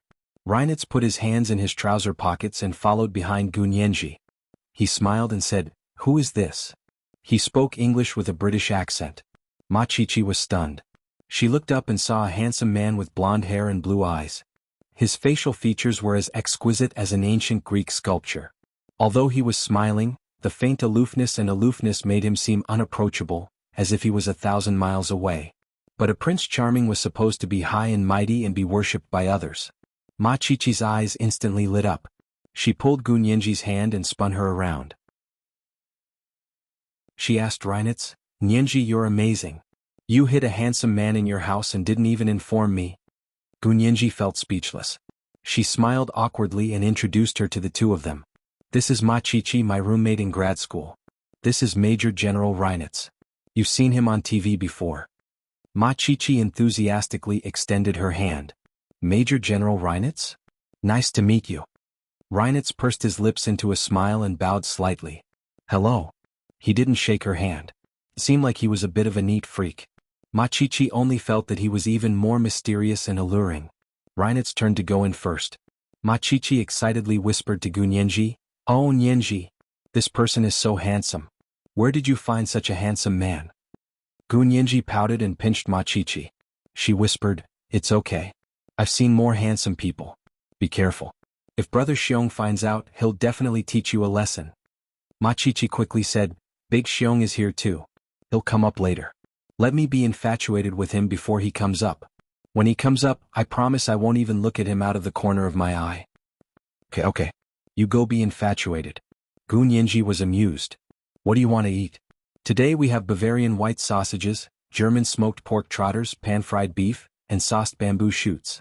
They're all made by the handsome man in your eyes. They're all delicious. The handsome man makes them even better. Ma Chichi was almost drooling. I have to try the Bavarian white sausages. I've heard you say so many times. Gu Nianji smiled as she led her into the dining room. She went to the kitchen to bake a few pieces of noodles. In the dining room, Ma Chichi looked at Reinitz with sparkling eyes. She was curiously asking all kinds of questions. For example, Mr. Reinitz, when did you meet Nianji? Mr. Reinitz, did you make all these dishes yourself?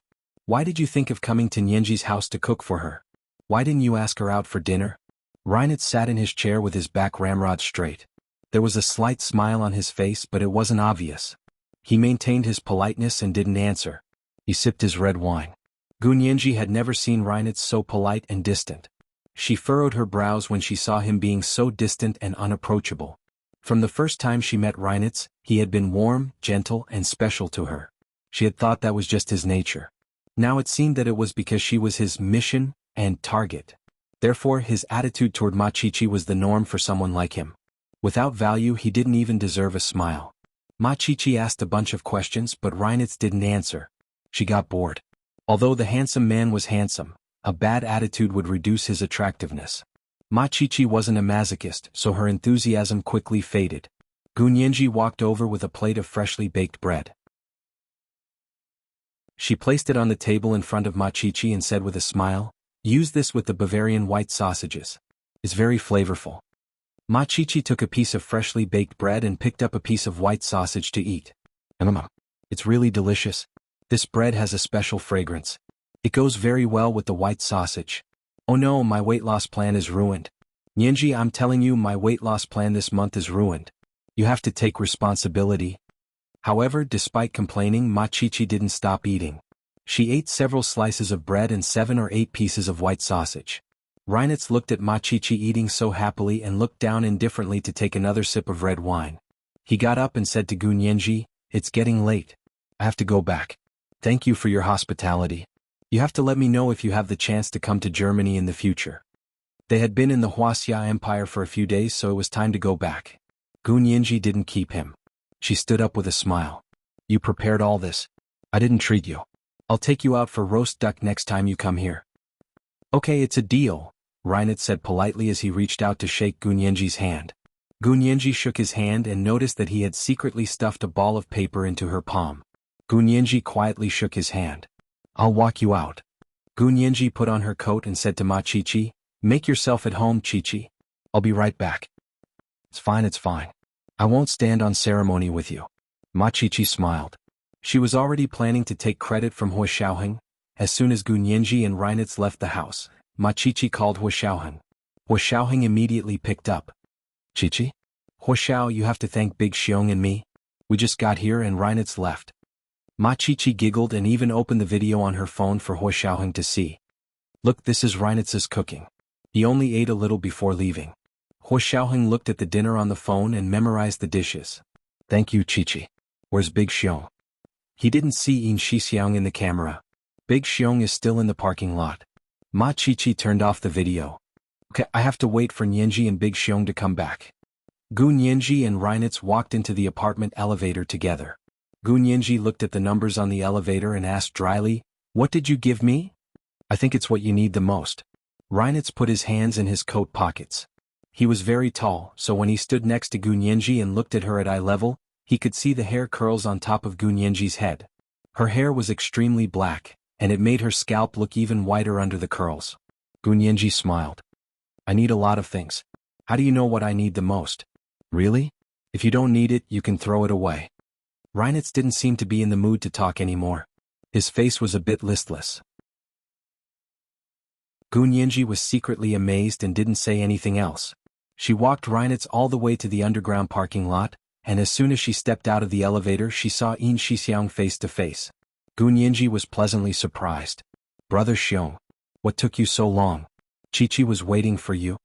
Yin Shixiang immediately said, "Ha ha, what a coincidence." He took Gu Nianji's hand and waved at Reinitz with his other hand.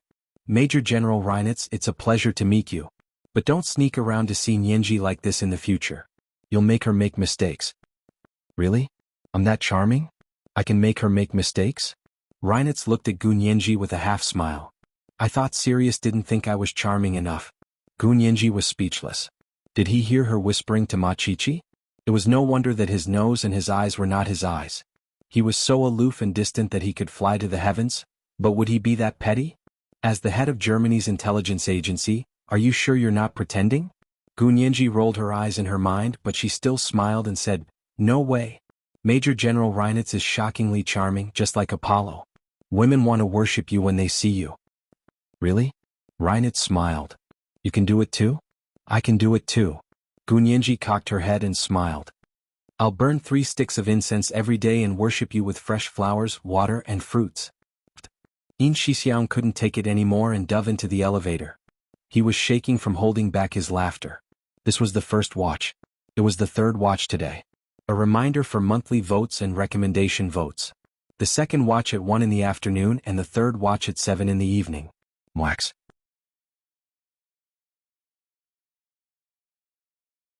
Chapter 1136.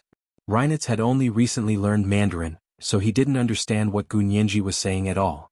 However, when he saw Gun Yinji's sly smile, he knew that she was probably trying to trick him again. It probably wasn't anything good.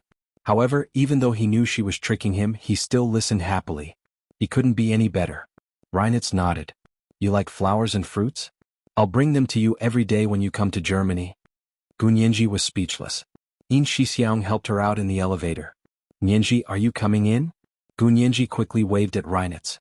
Goodbye, Major General Reinitz. I won't be seeing you off, but I wish you a safe journey.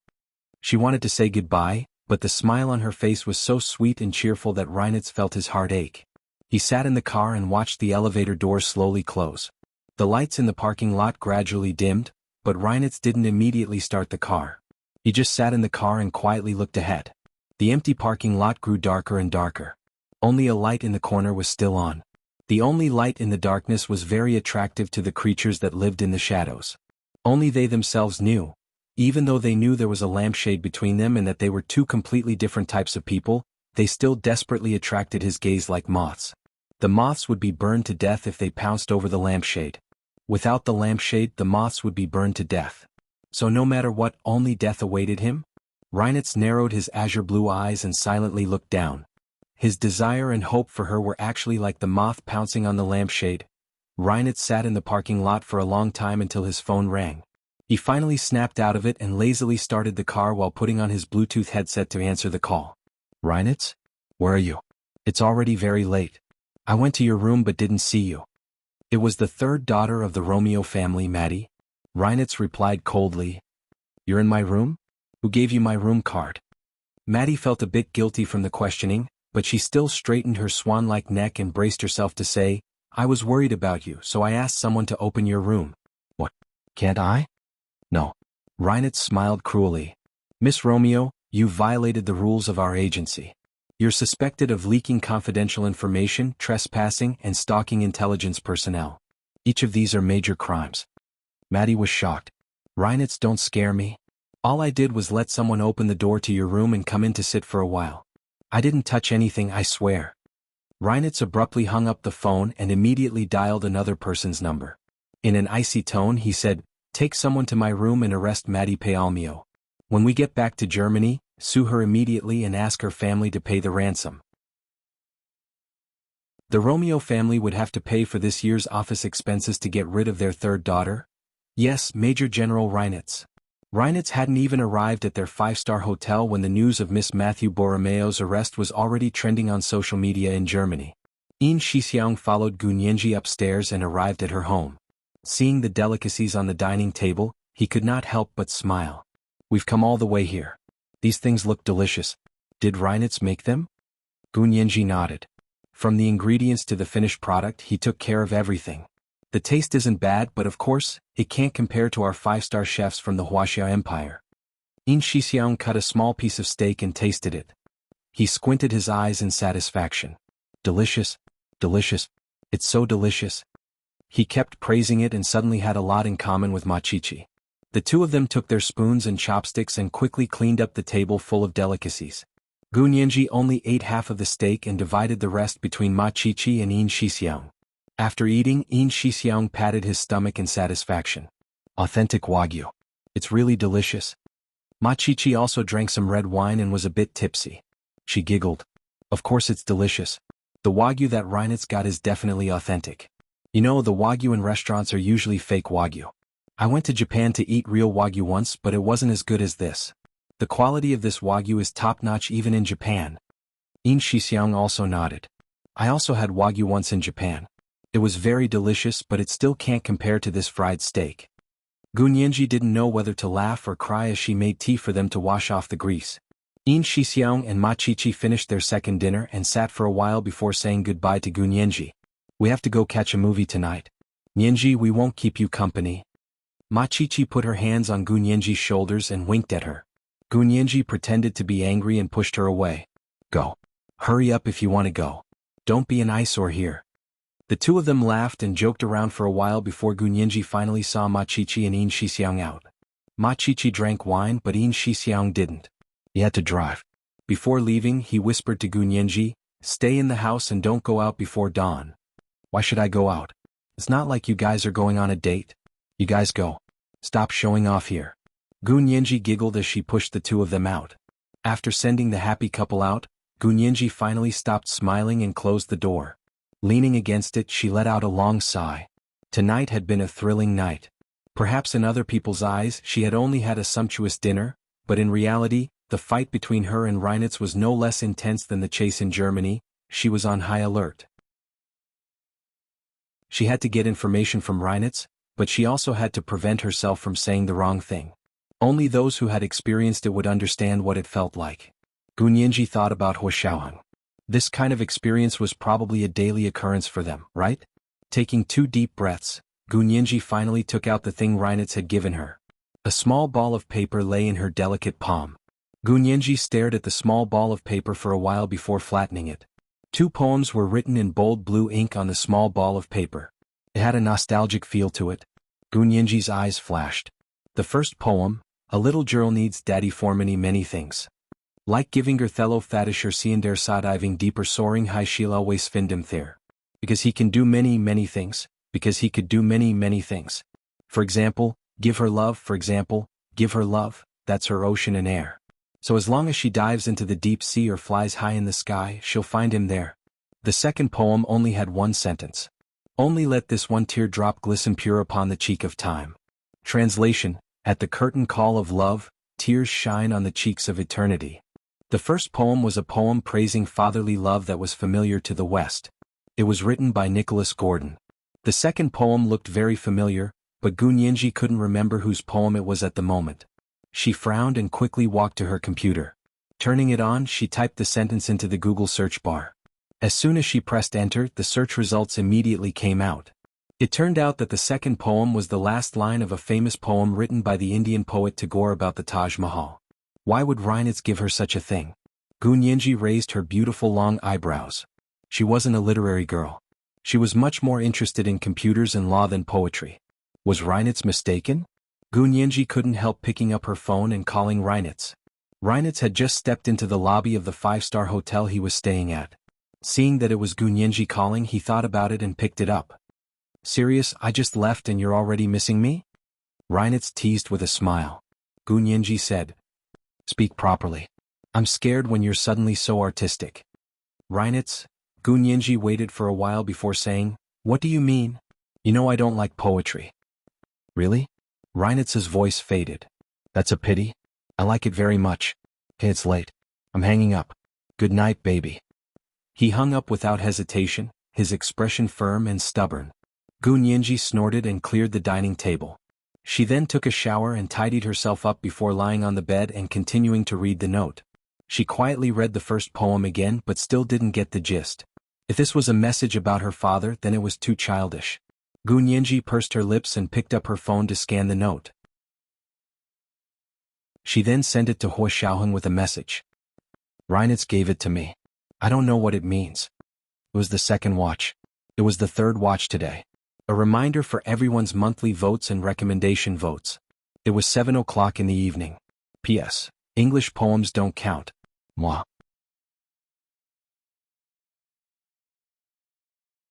Chapter 1137. Huashaoheng happened to be doing the final checks in the central control room. Ever since he discovered the 4 lines of AI programming language, Huo Xiaoheng was wary of the entire central control system. He was determined to check the entire system. It took him almost a month to check the main program and ensure it wasn't disturbed or invaded by the AI programming language. He heard his phone ring and took it to see that it was a text from Gu Nianji. He then received a scanned document from Gu Nianji.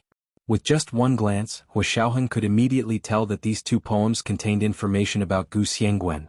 He worked in intelligence and had received training in this area. He could tell the difference between the 2 poems at a glance. Moreover, the Special Operations Forces had experts in this field who could decipher words. They could even decipher an incomplete word. Huo Xiaoheng immediately called Gu Nianji. Nianji? Huo Xiao, did you get my text? Gu Nianji was lying on the bed with her phone.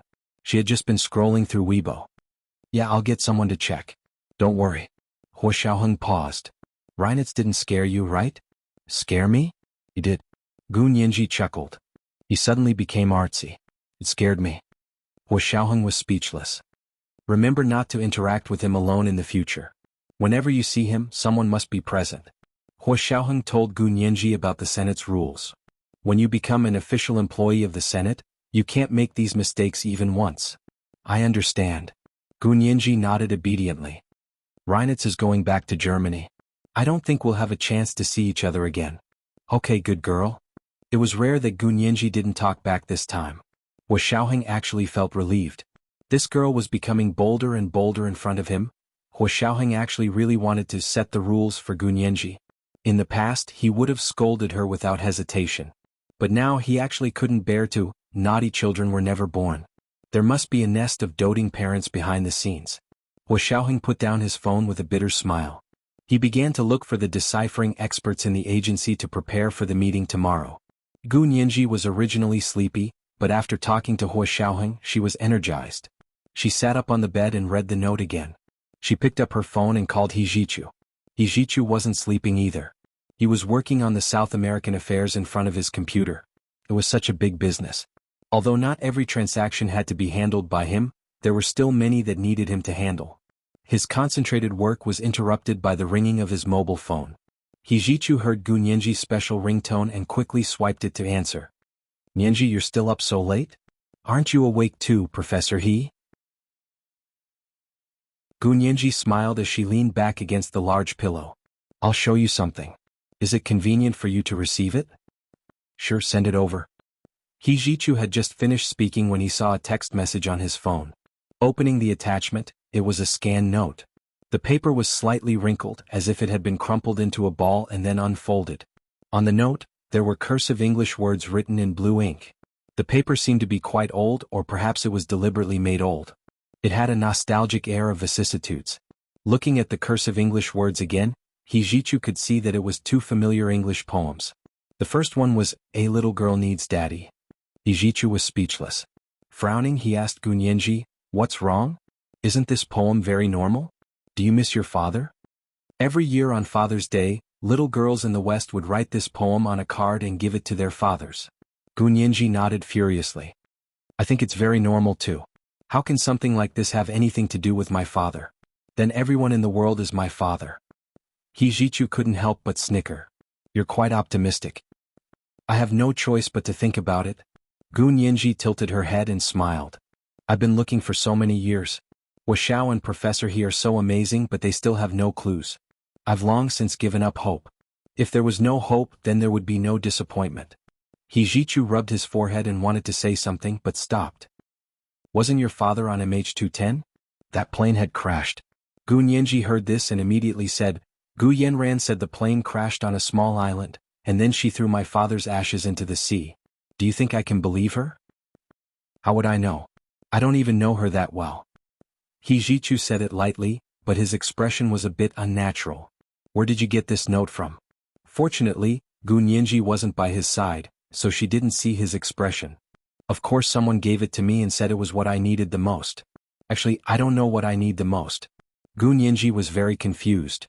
In the past, I really wanted to find my father, but now, I will continue to search, but I won't think that he is all my support. My support is myself.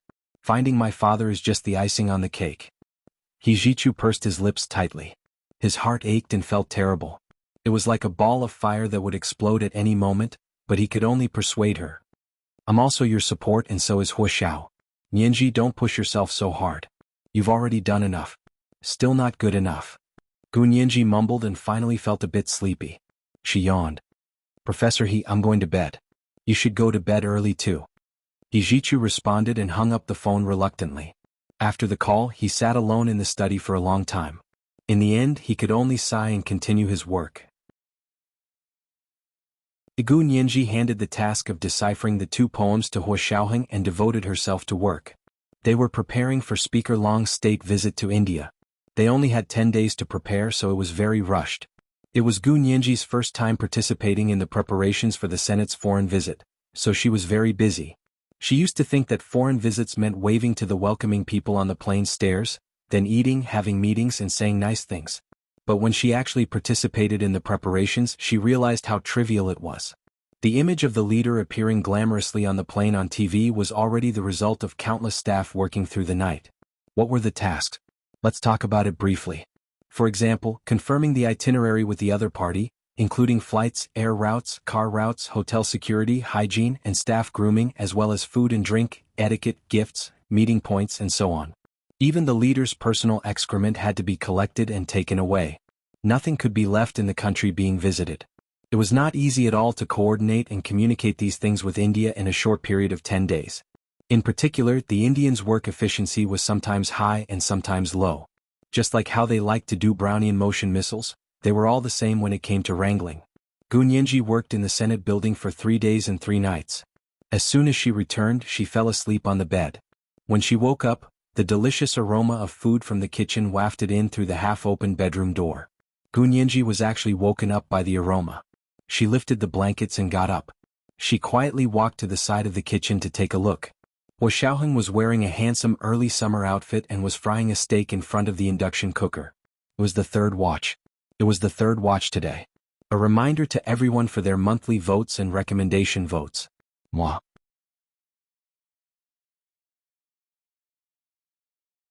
Chapter 1138. The corners of Gu Nianji's eyes couldn't help twitching. Frying a steak so early in the morning? But it smelled really good. She hadn't had a good meal for a few days and now she wanted to overeat. Huashao, when did you get here? Gu Nianji called out in surprise and walked towards Huashao. Huashao didn't turn around and replied dryly, You're awake? Go wash your face and brush your teeth. Gu Nianji immediately covered her mouth and quickly turned to run back to the bedroom to wash up in the bathroom. After cleaning herself up, she went to the kitchen and walked to Huashao's side with a smile. She tilted her head to look at him. Huashao, I haven't seen you for a few days, and I've realized that you've become even more handsome. Huashao acted like he didn't hear her. His hands were steady as he flipped the steak in the frying pan. Gu Nianji nodded vigorously. Thank you so much. I'm about to faint from hunger. Huashao still ignored her. Gu Nianji walked around Huashao to the other side and tilted her head to look at him. Huashao, I'm really speaking to you sincerely. Why are you ignoring me? Huashao finally turned around and looked at her coolly. He didn't say anything and just looked at her. Gradually, his gaze slowly moved down from her eyes and stopped at her pretty lips, pausing for a moment. He looked up at her again. His eyes were filled with strong emotions and passion. He raised his eyebrows slightly as if to say, Is this your sincerity? Then he lowered his thick black eyelashes and looked over her lips inch by inch. His gaze circled around her well-defined lips and landed on her full lower lip. His gaze was like a lover's hand caressing her lips. The corners of her lips curled up like plump water chestnuts. He didn't move, but his gaze was hooked and like a magnet, attracting her step by step and taking the initiative to approach him. He only used his gaze to linger on her lips. His body didn't move at all, but her lips were already burning. It was as if someone had kissed them until the end of time. Gu Nianji seemed to be bewitched. She stood on her tiptoes and hugged his neck. She pulled his head down and offered her lips to his. She raised her head and kissed him deeply. Huashao sucked it in and bit her lips without hesitation, leaving a neat bite mark. The force was a little strong and she could even feel a stab of pain. However, this pain did not make her feel uncomfortable. Instead, it stimulated her whole body to heat up, and her heart trembled. Huashao stopped kissing her and raised his head slightly. Let go. The steak is going to burn. Gu Nianji reluctantly let go and smacked her lips. She licked her lips with her tongue as if she hadn't had enough. Hua Xiaoheng's Adam's apple bobbed up and down, and he finally restrained himself. He scooped the steak out of the pot and placed it on a plate. Only then did Gu Nianji see that there were several plates of prepared dishes on the marble countertop in the kitchen. There was asparagus with truffle sauce, a plate of sliced Hunan-style cured sausages, and a small bowl of buttered mashed potatoes. Gu Nianji's stomach began to grumble. Hua Xiaoheng poured the prepared sauce on the steak to enhance the flavor and placed it in front of Gu Nianji. "Try it." Gu Nianji's eyes widened. The steak on the fine white porcelain plate was actually heart-shaped. Gu Nianji felt like she could only eat breakfast on her knees. She walked out of the kitchen dizzily with the plate and sat down in the dining room. Gu Nianji rubbed her face. Her cheeks were sore from laughing, but she still couldn't stop herself from laughing. Hua Xiao's steak was heart-shaped. She couldn't help but take out her phone and snap a picture to send to her friends. The caption was, "Even a dish is made in the shape of loving you." Not long after, her friends started howling. "Ma Chichi, showing affection so early in the morning. That's against the rules. I'll block you both." Brother Xiong, commenter +1. "Chichi loves you." Brother Zay, commenter +2. Both commenters broke the rules too. "I'll block them. I'll block them both." Angry. JPG. Professor He, childish. Sneer. JPG. Miss Song, little Nianji has a new boyfriend? Such a fancy steak is definitely not something my son is capable of making. Suyu thought to himself. Tanguren, it's so good to see that there are still people in this world who can be so happy. I wish you all the best.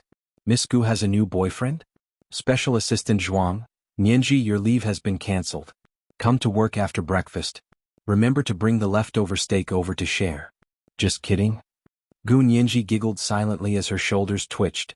She didn't notice that Hua Xiaoheng had already sat next to her. He reached out and took the phone from Gu Nianji's hand. He said calmly, "Don't play with your phone while eating." Then he saw what Gu Nianji was looking at. His brows furrowed as he scrolled down the phone. It was full of similar things. Oh, so lively. Hua Xiaoheng looked at it for a while and took out his phone. He only replied to Song Jining in Gu Nianji's friend circle. Mr. A replied to Miss Song. Such a fancy steak. Unfortunately, it was your son who made it. He immediately turned off his phone after replying. At the same time, he also turned off Gu Nianji's phone. Let's eat breakfast. Gu Nianji's heart was filled with sweetness. She said happily, Hua Xiao, what should I do? The steak is too delicious. I can't bear to eat it. Hua Xiaoheng glanced at her and took the plate from her. He waved the knife a few times and cut the heart-shaped steak into several small pieces. Each small piece was a heart. He then forked it up and fed it to Gu Nianji's mouth. Open your mouth. Gu Nianji quickly opened her mouth wide and bit down. She was just short of meowing. She looked exactly like a greedy little cat who loved to be pampered. Hua Xiaoheng patted her head.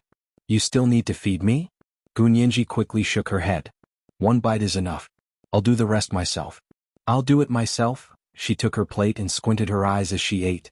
The heart-shaped steak served early in the morning had a unique flavor. Hua Xiaoheng's cooking was indeed impeccable. It was even better than Reinitz's. Gu Nianji ate happily. After breakfast, she felt like she had gained 2 pounds. Hua Xiaoheng finished the rest of the food and put the plate in the dishwasher. He then cut 2 dragon fruits and sprinkled honey powder on them. He brought it out and placed it in front of Gu Nianji. Gu Nianji originally couldn't eat any more, but when she saw the dragon fruits that were neatly cut and sprinkled with honey powder, she immediately perked up. Hua Xiao, if you feed me like this, I'll get very fat. Gu Nianji was worried about her weight as she ate happily. Hua Xiaoheng draped an arm on the back of Gu Nianji's chair and watched her eat. He said calmly, You've been too tired recently. You need to eat more. It's quite tiring. Gu Nianji nodded and frowned. I didn't even know the Senate Secretariat had so many things to do. Although I'm the legal advisor, Speaker Long specifically asked me to go with him this time, so I had no choice. Hua Xiaoheng didn't want Gu Nianji to leave him and go somewhere else. But he also didn't want Gu Nianji to be confined at home. She had the ability, so she should go out and use her talents. If you really can't adapt, you can resign when you return from India. Hua Xiaoheng discussed with her. It's not a bad idea to be a lawyer at a law firm. It's your old profession and it's convenient. Gu Nianji couldn't decide. Okay, we'll talk about it when I return from India. She couldn't give up on something she'd already agreed to. As the two of them ate breakfast sweetly, Tan Guiran was waiting outside the military court with her cousin. She had just left a message on Gu Nianji's WeChat Moments when her cousin, Kai Xingnan, nudged her. The court is starting. Go in. Today was the day Kai Songyin was going on trial. Because it was a military court, all media were prohibited from entering, and unrelated people were not allowed to sit in. Only defense lawyers and immediate family members were allowed in. Kai Xingnan was Kai Songyin's defense lawyer, and Tan Guiran was her daughter, so both of them were allowed in. The two of them had arrived earlier. After a while, Kai Songyin was finally brought in by the bailiff and stood in the defendant's stand. Kai Songyin had only been locked up for about 10 days, but she had aged more than 10 years. Her previously dark, curly hair was now white, and the skin on her face was loose and wrinkles were becoming more obvious. "Mommy?" Tan Guiran burst into tears when she saw her mother like this. Kai Songyin finally looked up and saw Tan Guiran sitting in the gallery. "Little darling, don't cry." She turned around and greeted her anxiously. The defendant is not allowed to speak without reason. Family members must control their emotions, or we will have to ask them to leave. The judge in the courtroom sternly warned Kai Songyin and Tan Guiran. Tan Guiran quickly wiped her tears and did not say anything else. Soon the prosecutor also walked in with two assistants. This time the prosecutor in the military court was Bai Yueran, the director of the legal department of the Special Operations Forces. Tan Guiran looked at Bai Yueran timidly. She had already been removed from the military art troupe. She had originally wanted to resign herself because her parents had committed such a crime, and she was too ashamed to continue staying in the troupe. But before she could do anything, the leader of the troupe had tactfully told her that her contract had already been terminated, and she did not need to come anymore. Tan Guiran was shocked at the time. Didn't she join the military? Why was there a contract? The leader of the troupe said that she was previously an inactive civilian staff member and had signed the same employment contract as a normal company. They also said that her background check had been stuck and never passed, so she could not officially enlist. They also told her to ask the legal department of the Special Operations Forces if she did not understand anything. Tan Guiran had lived and studied abroad for many years, so it was almost impossible for someone like her to enlist. At the time, because she was the daughter of the Prime Minister, the Supreme Military Council had specially approved for the Special Operations Forces to conduct a background check on her overseas experience. The result was obvious. If Bai Yueran did not sign, her background check would not pass. Tan Guiran went to see Bai Yueran once, but she refused. "Miss Tan, you can ask about the results of the background check after your parents' lawsuit is over." "What?" "Because immediate family members with serious criminal records can't join the military. Especially since your father was accused of treason." After the awkwardness of that day, Tan Guiran was very embarrassed to see Bai Yueran again. She was even a little scared.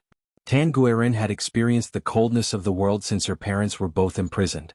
Fortunately, the Tan and Kai families were still very good to her, especially her uncle, Kai Sumin, and cousin, Kai Xingnan. They kept her company at home so she could endure so many difficult days. At 9 o'clock sharp, the military court started. Wu Xiaoheng's phone rang. It was a message from a Special Operations Forces member attending the court to remind him that there were 3 court hearings today. This was the first court session. It was the third court session today. Everyone's monthly votes and recommendation votes. The second court session was at 1 p.m. and the third court session was at 7 p.m. Moi.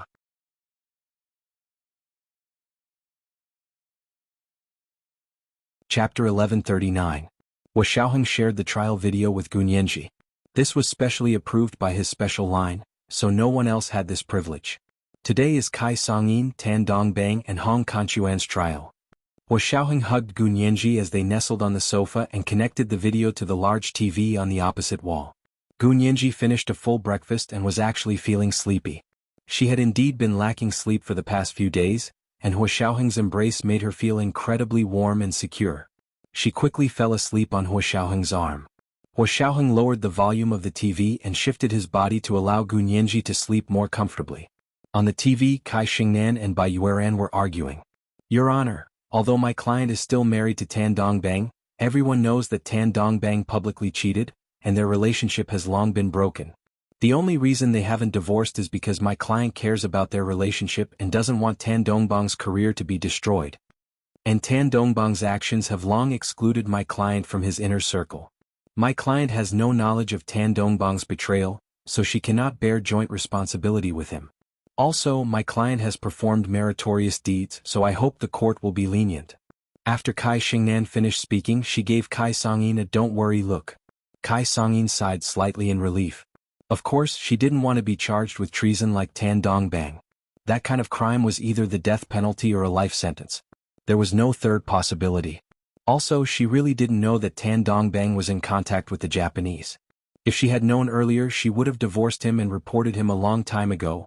Although Kai Songyin loved to play with power, she still had a bottom line. This kind of man who was not only shameless but also willing to risk his life for power wasn't worth her effort at all. She looked up to see Bai Yueran stand up and begin her questioning. Your Honor, the defendant Kai Songyin has always been married to Tan Dongbang. This is a legally recognized fact. As for the opposing lawyer's claim that she had nothing to do with Tan Dongbang's betrayal, that is also free testimony. She cannot produce any evidence to prove that the two are not related. On the contrary, I have a lot of material here to prove that Kai Songyin had full control over Tan Dongbang's election. Saying that she wasn't in Tan Dongbang's inner circle is pure nonsense. Bai Yueran didn't even look at Kai Xingnan and handed all the information to the court. Kai Xingnan blushed a little, but she still stood up and said, they used to be in the inner circle during the election, but ever since Tan Dongbang and Gu Yanran's affair came to light, their relationship as husband and wife only existed in name. But it's still famous. Being famous means you have legal support. As for whether it's real or not, it's not up to the court to investigate. Bai Yueran seized on the loophole in Kai Xingnan's words and said, Lawyer Kai, you can't do this. I'm talking about the law with you and you're talking about feelings with me. How can we tell if it's real or fake? I also have evidence here to prove that my client has been living separately from Tan Dongbang ever since he cheated on her. Kai Xingnan turned around with a smile and looked at Bai Yueran, who had a serious expression on her face. This kind of separation is recognized by the divorce court. It wouldn't be that the military court wouldn't recognize it, right? This is what I mean by existing in name only. Bai Yueran smiled slightly. Is that so? But even if Kai Songyin and Tan Dongbang's marriage only exists in name only, Kai Songyin has a very close working relationship with Hong Kongquan, and Hong Kongquan is the real culprit behind the crime of treason. Lawyer Kai, please explain why your client is so close to Hong Kongquan. What is the reason? This was indeed the most difficult point to clear. Kai Songyin looked up slightly and glanced at Bai Yueran. Hua Xiaoheng had promised her that if she told the truth, he would give her a chance to become a tainted witness, and he wouldn't sue her for this in court. Did Bai Yueran not remember doing this? Hua Xiaoheng, who was in front of the TV, was also stunned. He immediately connected to Bai Yueran's Bluetooth headset and said, Director Bai, Kai Songyin has already reached an agreement with us to become a tainted witness. What he meant was that they shouldn't pursue the relationship between Hong Kongquan and Kai Songyin and make an issue out of it. Bai Yueran knew this, but she felt that she should give Kai Songyin a warning. Otherwise, she would think that she was capable of silently erasing this incident. Kai Xingnan was indeed in a difficult position. This was indeed the most difficult thing to clear up. Furthermore, she knew that Kai Songyin hadn't told her about her relationship with Hong Kongquan even when they were in court. She had only said that he was her best friend's husband. Therefore, Kai Xingnan braced herself and said, Hong Kongquan is my client's best friend's husband. May I ask what the prosecutor means by saying that they have a close relationship? Is that so? Best friend's husband? Bai Yueran snorted but didn't pursue the matter further. Alright, let's not talk about this for now. She had already used her tone and posture to express her attitude. Kai Songyin was sweating profusely. Only then did she feel alive again.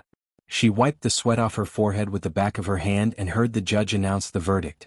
The defendant, Kai Songyin, is not guilty of treason, guilty of election bribery, and guilty of manipulating the election.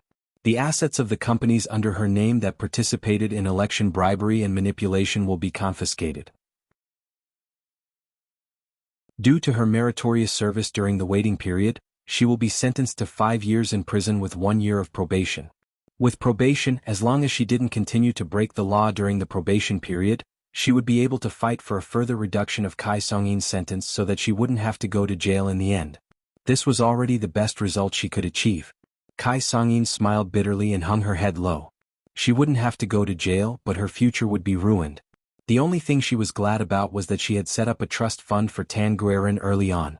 It could be said that as long as Tan Guerin was still alive, she would be able to receive money from the trust fund for the rest of her life. Bai Yueran and Kai Xingnan thanked the judge at the same time.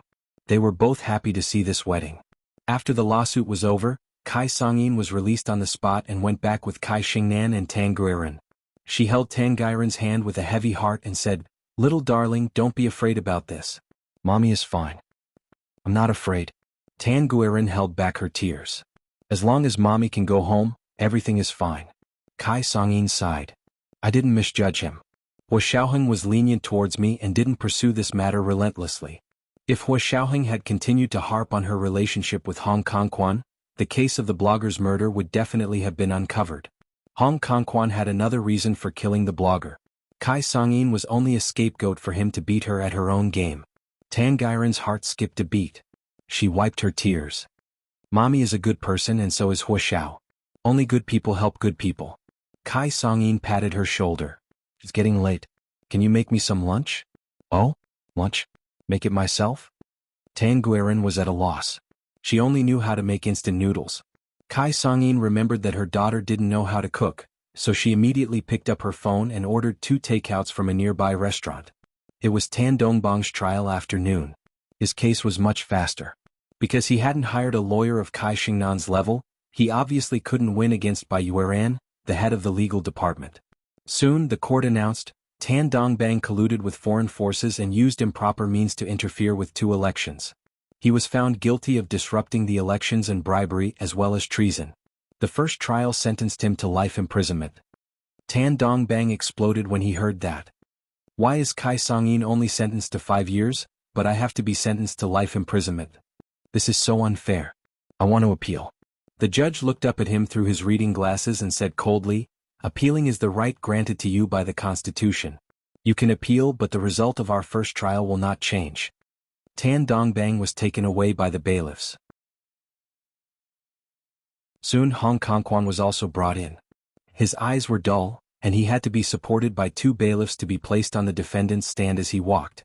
The lawyer he hired was also a rookie lawyer, because the other lawyers refused to defend him as soon as they heard about his case.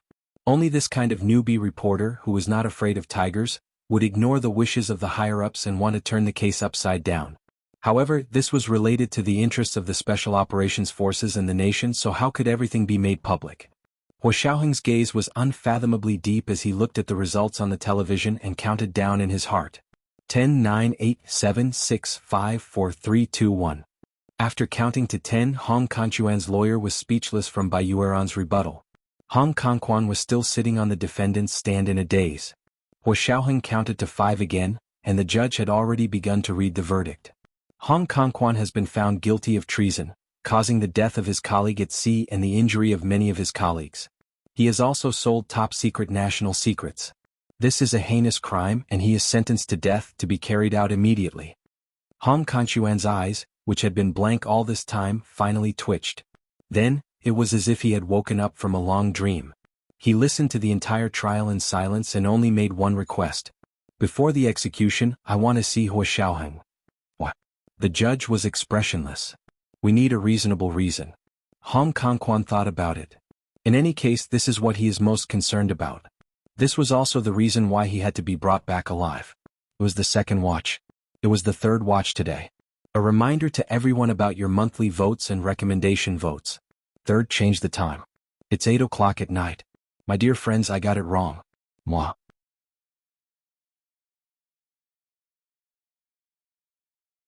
Chapter 1140. Hong Kongquan's crimes were not negotiable, but his last wish was to see Hua Xiaoheng. After some consideration, the military court agreed. His sentence was supposed to be the death penalty, and it would be carried out immediately. Hong Kongquan had no intention of appealing, so Hua Xiaoheng went to the execution ground to see him in the afternoon. Hong Kongquan was wearing a prisoner's uniform, shackled, and blindfolded as he was taken to the reception room by the prison guards. After the blindfold was removed, Hong Kongquan squinted at the incandescent light in the room. In his blurry vision, he saw a tall figure in a military uniform standing with his back to him. Then the person turned around and looked at him expressionlessly. It was Hua Xiaoheng. Seeing him in a major general's uniform, Hong Kongquan's eyes were filled with reluctance. He used to wear a military uniform like this too. Although he hadn't reached the rank of major general yet, he was only one step away. After being in the military for so many years, it wasn't that he didn't feel sad when he was discharged. It was only then that Hong Kongquan felt a little remorseful. Hua Xiaoheng pointed to the chairs on both sides of the table in the middle of the reception room. Sit. Hong Kongquan dragged his shackles and sat down. Hua Xiaoheng sat across from him and looked at him calmly. Did you need something from me? Hong Kongquan's lips trembled violently. His face was ashen and his eyes were dim. After a while he choked out, Xiaoheng, I've let the country down, the military down, and the people down. I was foolish and blinded by greed. One wrong step led to many wrong steps, resulting in today's bitter outcome. Hua Xiaoheng nodded without batting an eyelid. Hong Kongquan, your momentary foolishness did not only harm yourself, but also caused the deaths of our soldiers in the Sea of Japan. You caused our nation's secrets to be leaked. So if you want to repent and get your sentence reduced, don't waste your effort. I definitely won't agree to it. Hong Kongquan shook his head, his eyes getting redder and redder. I never thought about getting my sentence reduced, just like I never thought about betraying the country. He held back his tears and looked up. I'm very sorry about that soldier's death. Please convey my apology to his family. I've already told my family to compensate the soldier's family for their losses. Hua Xiaoheng said calmly, the country has pensions and special policies that are enough to ensure his family's livelihood. I know, but this is a token of my appreciation. Hong Kongquan smiled bitterly. Xiaoheng, do you despise me now? No, I don't have that much time. Hua Xiaoheng was getting a little impatient. Hong Kongquan, you're not a child. You can't wait until the consequences are irreversible before regretting. Hong Kongquan closed his eyes. All right then, I've wasted your time. What I want to tell you is that I only gave the Japanese the first phase of the quantum satellite technology, but the information in it is fake. I've already changed the key parts. The Japanese won't succeed if they follow the information I gave them to make quantum satellites. Hua Xiaoheng said, Kongquan, you. Kongquan, and I out. I out, to de saying out, of Wang to. And Hong Kongquan quickly turned to leave and was brought into the execution grounds by the prison guards. Hua Xiaoheng put on his sunglasses and stood by the window. After 3 gunshots, Hong Kongquan collapsed in a pool of blood. Although most of the death sentences had been changed to intravenous injection, the death sentence in the military court was still a direct execution by shooting. Hua Xiaoheng walked over to carefully verify Hong Kongquan's identity before signing the death certificate. After leaving the execution ground, Hua Xiaoheng went to see General Ji and showed him the surveillance footage of his meeting with Hong Kongquan. When General Ji heard Hong Kongquan say that there was a problem with the quantum satellite technology he had given the Japanese, he froze for a moment and turned to look at Hua Xiaoheng. Do you think what he said is true? Hua Xiaoheng was used to being suspicious, so he declined to comment. That depends on the Japanese's performance. Japan did not disappoint. The day after Hong Kongquan was shot, they announced that they had broken through the bottleneck of quantum satellite technology. The first stage of the technology had been perfected and a small quantum satellite had been launched. But at the same time, they also announced that quantum communication technology had inherent limitations and was not worth investing a lot of effort in. They decided to no longer support quantum communication technology. And the small quantum satellite they had launched had not been able to enter the established orbit. Instead, it became a piece of space junk and was severely criticized by environmentalists. After General Ji finished watching the press conference in Japan, he called Hua Xiaoheng and said, maybe what Hong Kongquan said was true. Hua Xiaoheng did not refute but said, but Hong Kongquan is not a technician after all. He thinks that he replaced the key information, but the Japanese still broke through the technical bottleneck. Although it has been put on hold for now, who knows if one of them will be inspired one day and discover the power of quantum communication technology and restart the experiment. This was irrefutable. General Ji sighed deeply and hung up. There were only 2 days left until Speaker Long's state visit to India. The preparatory work had finally come to an end. Special Assistant Zhuang announced that the people in the Secretariat would be given half a day off so that everyone could go back and relax and continue work the next day. At that moment, a tall and thin figure was standing in Speaker Long's office. It was Special Assistant Yang, who had been given a long day off by Speaker Long. Speaker Long sat at his desk and looked at the resignation letter and application form that Special Assistant Yang had placed in front of him. He sighed slightly. Special Assistant Yang said with a look of remorse, Speaker Long, I know that I was wrong and I don't dare to ask for your forgiveness. I just hope that you will give me a way out on account of the 10 years I have worked for you. I will resign from the parliamentary secretariat. This is the price I have to pay for my mistakes. He had worked for Speaker Long for the past 10 years, and even if he had not made any contributions, he had still worked hard. Moreover, he was indeed capable. Otherwise, he would not have been able to successfully pass the interview for the Ministry of Foreign Affairs. But for him to successfully enter the Ministry of Foreign Affairs, he still needed Speaker Long's approval. If Speaker Long did not sign on his application form, the Ministry of Foreign Affairs would not be able to pass the background check. Speaker Long was not very willing to let Special Assistant Yang continue to work in the system. But he also knew that, to put it bluntly, Special Assistant Yang's problem was that he was narrow-minded and made things difficult for his subordinates. It was not a big problem. No one was perfect, so why was there a need to be so ruthless? Moreover, if he resigned from the parliamentary secretariat and went to the Ministry of Foreign Affairs, his future development would be greatly restricted. At least as long as he was the Speaker of the Senate, he would not let Special Assistant Yang have any chance of success. And Speaker Long had always been relatively gentle and would not force people into a corner. Therefore he only warned him, "You must remember this lesson well. You must be broad-minded and correct your attitude. Competition is based on your own ability. You are a capable person, so you must not take the wrong path." "I definitely won't. I definitely won't." Special Assistant Yang cried bitterly as he admitted his mistake. "If you do not object, I will apologize to Gun Yenji right now." A public apology. I was really muddle-headed for a moment.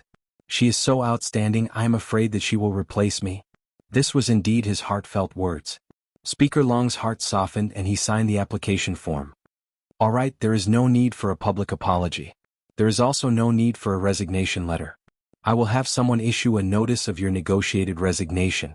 Negotiated resignation sounded slightly better than firing him, but of course it was not as good as resigning himself. In this way, Special Assistant Yang's chances of being promoted in the Ministry of Foreign Affairs were indeed slim. Special Assistant Yang's heart trembled, but he did not struggle. He nodded and said, "All right, thank you, Speaker Long, for your magnanimity. I will definitely remember your great kindness." Special Assistant Yang brought the application form signed by Speaker Long to the Ministry of Foreign Affairs. The director of the Asian Department of the Ministry of Foreign Affairs was his senior. He looked at the application form and the notice of negotiated resignation without saying anything. He also signed and asked someone to take him to complete the formalities. After he left, the director's secretary whispered, "Director, I heard that he was negotiated to leave because he had a conflict with his colleagues." "Yes, I know." The director nodded lightly. "There is no other way. We are lacking people and no one is willing to go to the Indian embassy. At least he is willing." People who entered the Ministry of Foreign Affairs were required to be stationed abroad for a period of time. However, everyone was willing to go to developed countries. Other countries were not as well off as the Wuxia Empire, so not many people were willing to go. This time, the Indian embassy was really lacking a lot of people, so the Ministry of Foreign Affairs urgently recruited people, especially for Speaker Long's state visit. That's true. Also, he has been with Speaker Long for many years. Sending him to the Indian embassy to be responsible for coordinating the work of the Senate's visit to India should be more efficient. The secretary nodded in agreement. Besides, the Ministry of Foreign Affairs was not an organization with real power, so there was no money to be made. It was far worse than working in the Senate Secretariat. The director of the Asian department said, "This is an urgent matter. Let him go to the Indian embassy for a while, then transfer him back for training." Another day passed. Tomorrow was the day that Speaker Long and his party would set off. Gun Yenji drove her little red car to the Senate building for work. At lunchtime her intercom rang. "Lawyer Gu, a few Japanese people want to see you. They are in the lobby on the first floor of the Senate building." Gun Yenji asked unhappily, "Do they have an appointment? If they don't, then let them wait in line first." "Lawyer Gu, I asked and they said they don't have an appointment. However, they said they are from the Angel in the World Foundation in Japan. They are here to apologize to you and have some things to give to you in person." Gun Yenji frowned. "There is no need to apologize. I am in a lawsuit with them, so it is not convenient for me to see them in person. You can ask them to go back." The receptionist put down the phone and said to the Japanese people in front of her who were nodding and bowing, "I am sorry, our lawyer Gu said it is not convenient for her to see you." One of the Japanese people said in stiff Chinese, "Please tell lawyer Gu that she will. There is a box of things left by lawyer Gu's father. I want to hand it to her in person. The receptionist had no choice but to call Gu Nianji again. Lawyer Gu, these Japanese people said they have something from your father and want to hand it to you in person. Gu Nianji's heart skipped a beat and thought about it. This was the Senate building, so why should she be afraid of them? She nodded. Let them wait for a while. I will come down to take a look after I am done with my work. It was the third watch. It was the third watch today. A reminder for everyone's monthly votes and recommendation votes. Moi.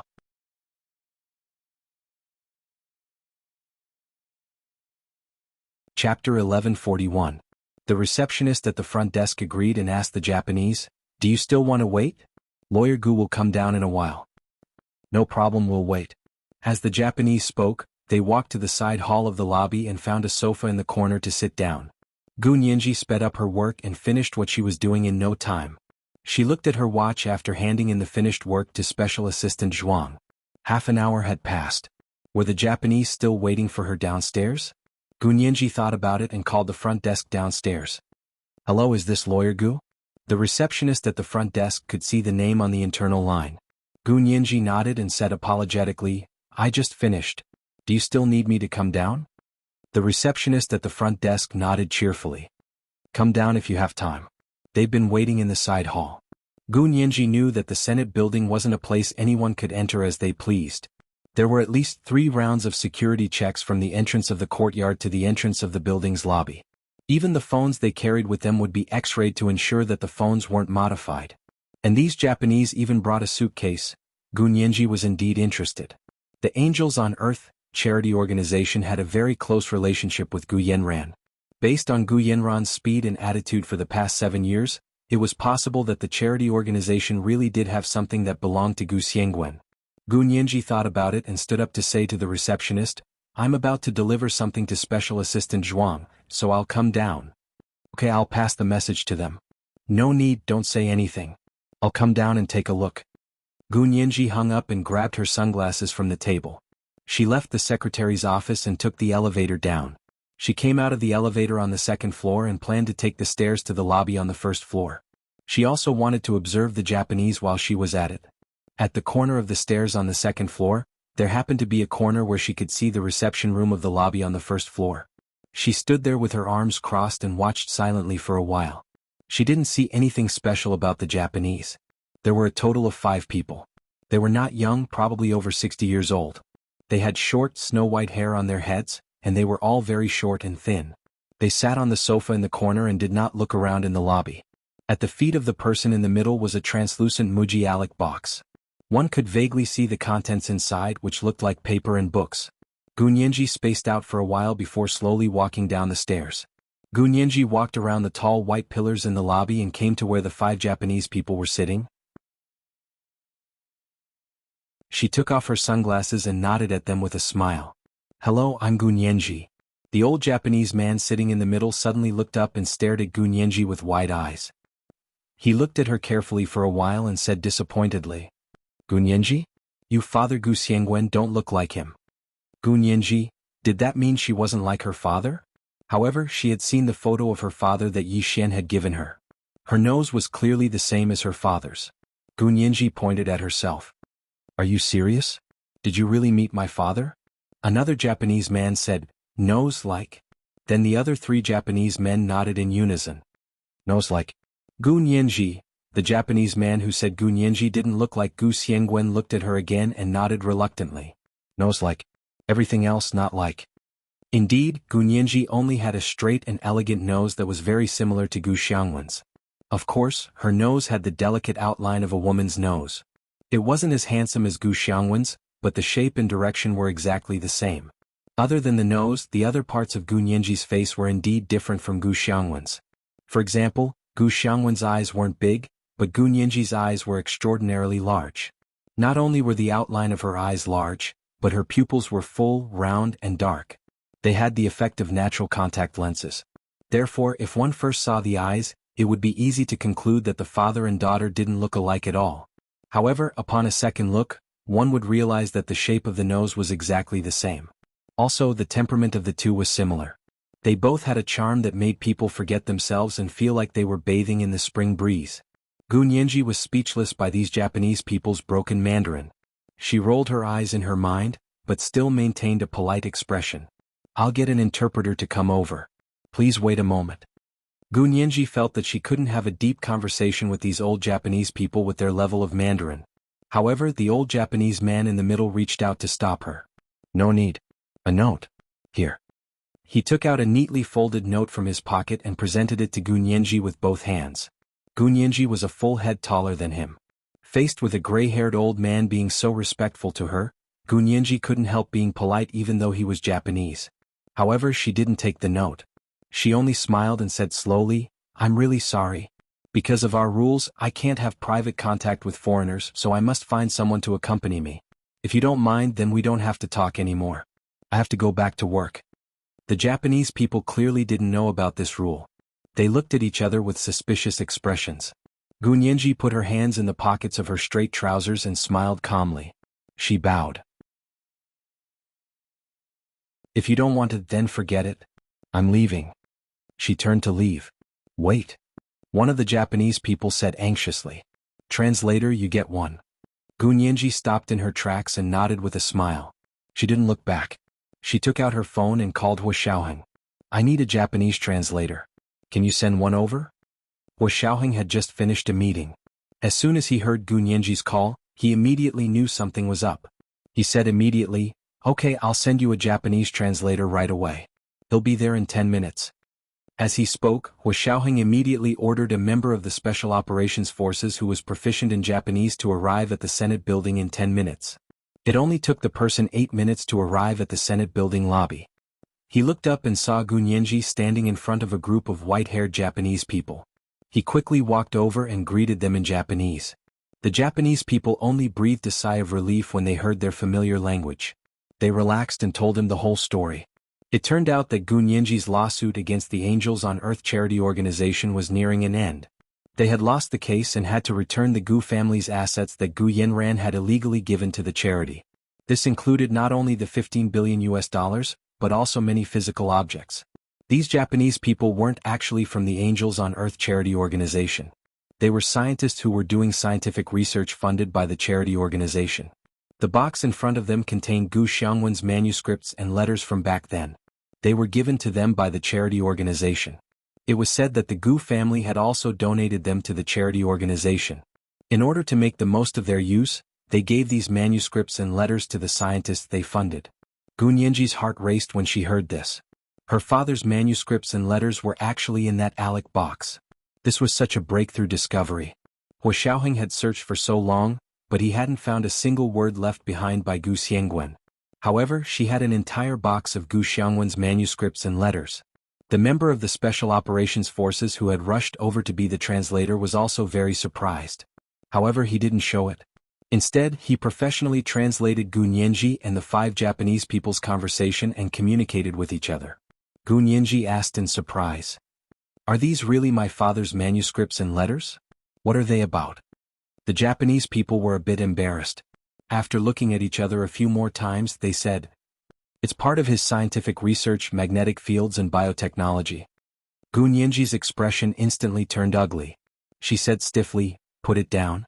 You can go now. She no longer smiled politely. She didn't even bother to make eye contact. The Japanese people also knew they were in the wrong. After bowing to her, they left dejectedly and only left the ALEC box in front of the sofa. Gu Nianji walked over slowly. Just as she was about to bend down to open the box, the Special Operations Forces member quickly stopped her. Miss Gu, don't touch it yet. As he spoke, he took out a pair of plastic gloves and handed them to Gu Nianji. Put it on before you open it. Gu Nianji forced a smile and took the plastic gloves from him. She put them on and picked up the box. The box wasn't big, but it was very heavy because it was filled with manuscripts and letters. It must be something from many years ago, right? If it was now, everyone would have electronic archives. Who would still use paper? Gu Nianji carefully caressed the box and turned to the translator. You were sent by Wuxia, right? The translator nodded. Take me to Wuxia. She picked up her phone and called Special Assistant Zhuang to ask for half a day's leave. Special Assistant Zhuang was making the final confirmation of Speaker Long's itinerary. He said to her, Okay, go back and rest for half a day. Remember to gather here early tomorrow morning. They would be leaving for India the next day. Gun Yanji agreed. Carrying the box, she followed the translator sent by Hua Xiaoheng to the headquarters of the Special Operations Forces. Hua Xiao, I hope I'm not disturbing you? Gun Yanji appeared in front of Hua Xiaoheng's office with the ALEC box. Her face was flushed and her eyes were bright. She looked very emotional. Hua Xiaoheng walked out from behind his desk and patted her shoulder. Don't worry. He pointed to the coffee table in the office. Put it up. Gun Yanji walked over and put the box down. Her hand never left the box. Hua Xiao, I haven't opened it yet. They said it's my father's manuscripts and letters. She said excitedly and kept caressing the lid of the box. Gun Yanji had called Hua Xiaoheng on the way, so he already knew. Although he was also very excited, he was much calmer than Gun Yanji. Hua Xiaoheng put on the plastic gloves and pushed Gun Yanji's hand away. He used both hands to lift the frame of the ALEC box. The translucent lid opened, revealing the yellowed manuscripts and letters inside. This was the first night watch. Today was the third night watch. Everyone's monthly votes and recommendation votes. The second night watch at 1 p.m., and the third night watch at 8 p.m. Yes, the third night watch would be changed to 8 p.m. Moi.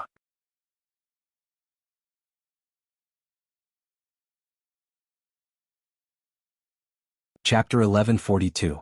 Gun Yanji stared blankly at the small box of manuscripts and letters and suddenly burst into tears.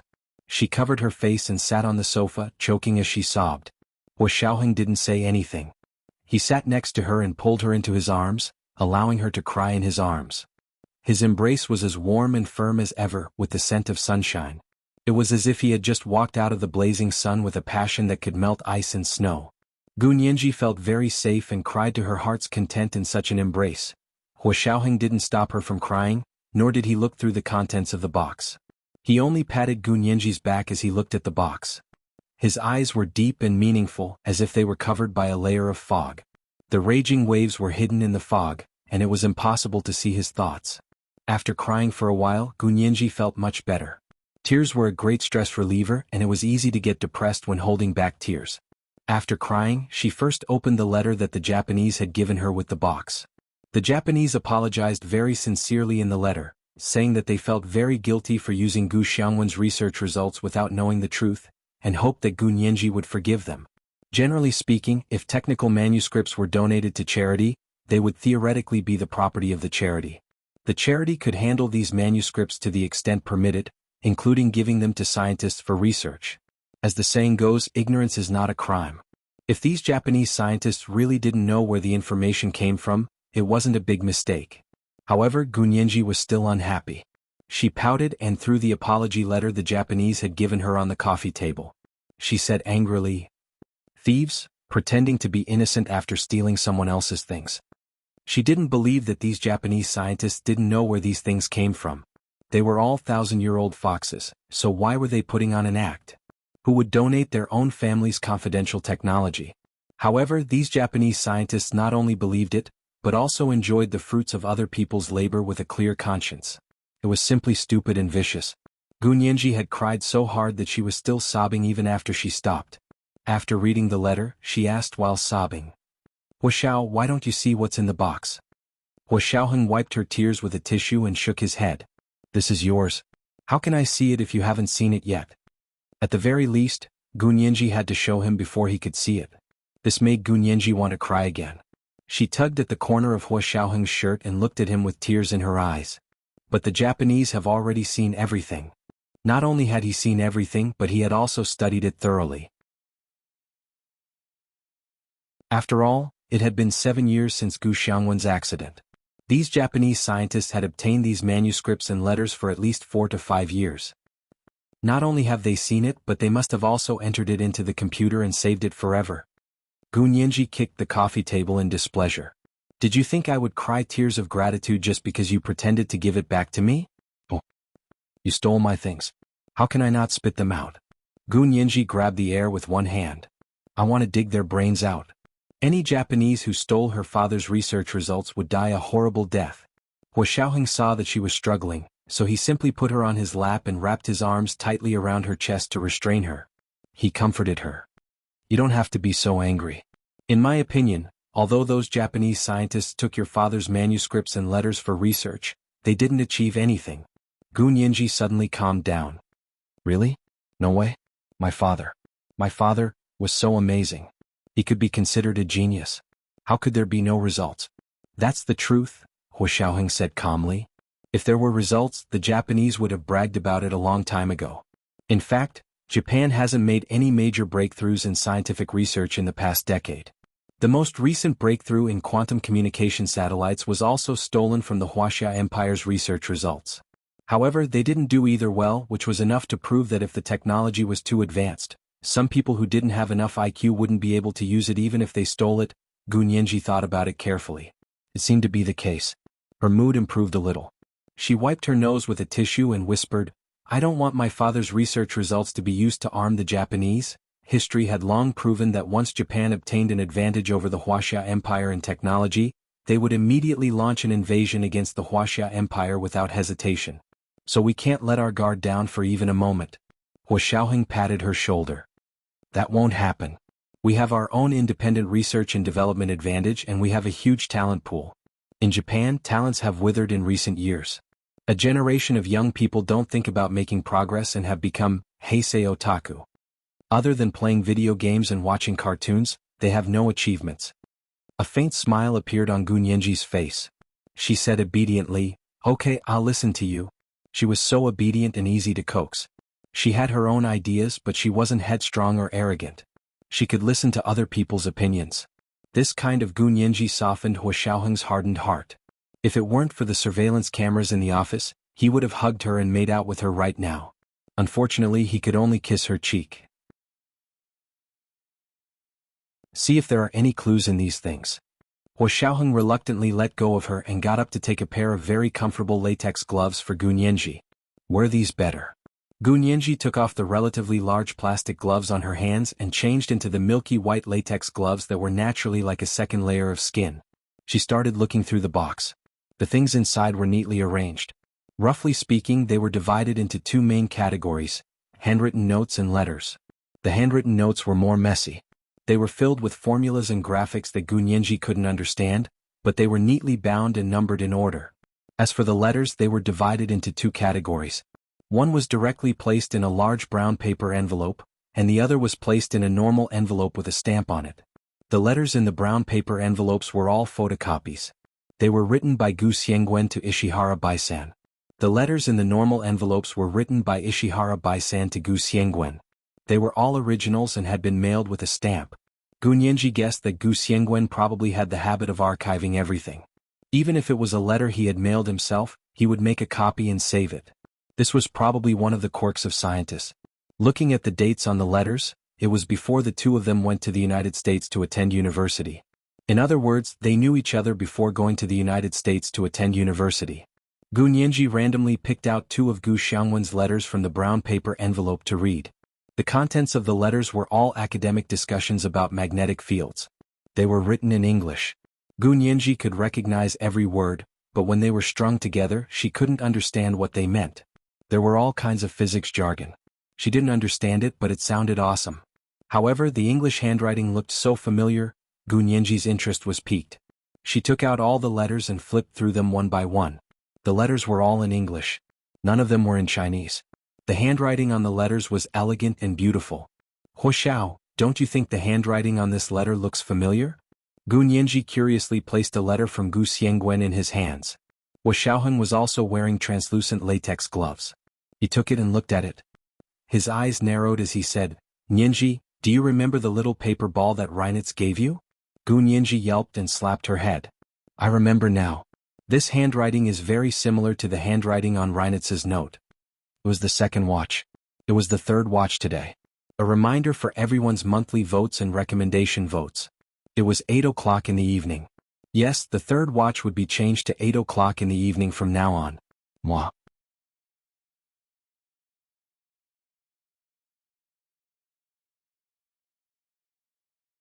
Chapter 1143. As soon as he finished speaking, the two of them looked at each other. A cloud of suspicion rose in their hearts at the same time. Why did Reinitz have the same handwriting as Gu Xiangwen? Did he really want to help Gu Nianji find her father? Gu Nianji originally thought that Reinitz was deliberately mystifying things, but now it seemed that he knew much more than she thought. Hu Xiao, where do you think Reinitz got that note? Hu Xiaoheng said slowly, We have to investigate this carefully. They had all the system information of the German Federal Intelligence Service, so they should be able to search the contents to see if they could find any clues. Gu Nianji had the urge to call Reinitz directly to question him, but then she thought about it again. Reinitz was already taking a risk by giving her the note. If she rashly called, she might accidentally sell Reinitz out. After thinking about it for a while, she resisted the urge and decided not to call Reinitz. She looked at the acrylic box in front of her and said to Huo Xiaoheng, "Huo Xiao, I don't understand these things either, but they should be useful to the country. I'll donate them to Miss Song's Institute of High Energy Physics." Huo Xiaoheng was slightly taken aback and instinctively said, "This is your father's thing. Aren't you going to keep it as a souvenir?" "I think my father would want these things to be put to good use. What's the use of leaving it with me even if I burn 3 joss sticks in the morning and night?" Gu Nianji shrugged. "I'm commemorating my father, not worshipping the box." What she wanted to know more was what the Japanese had learned from these things.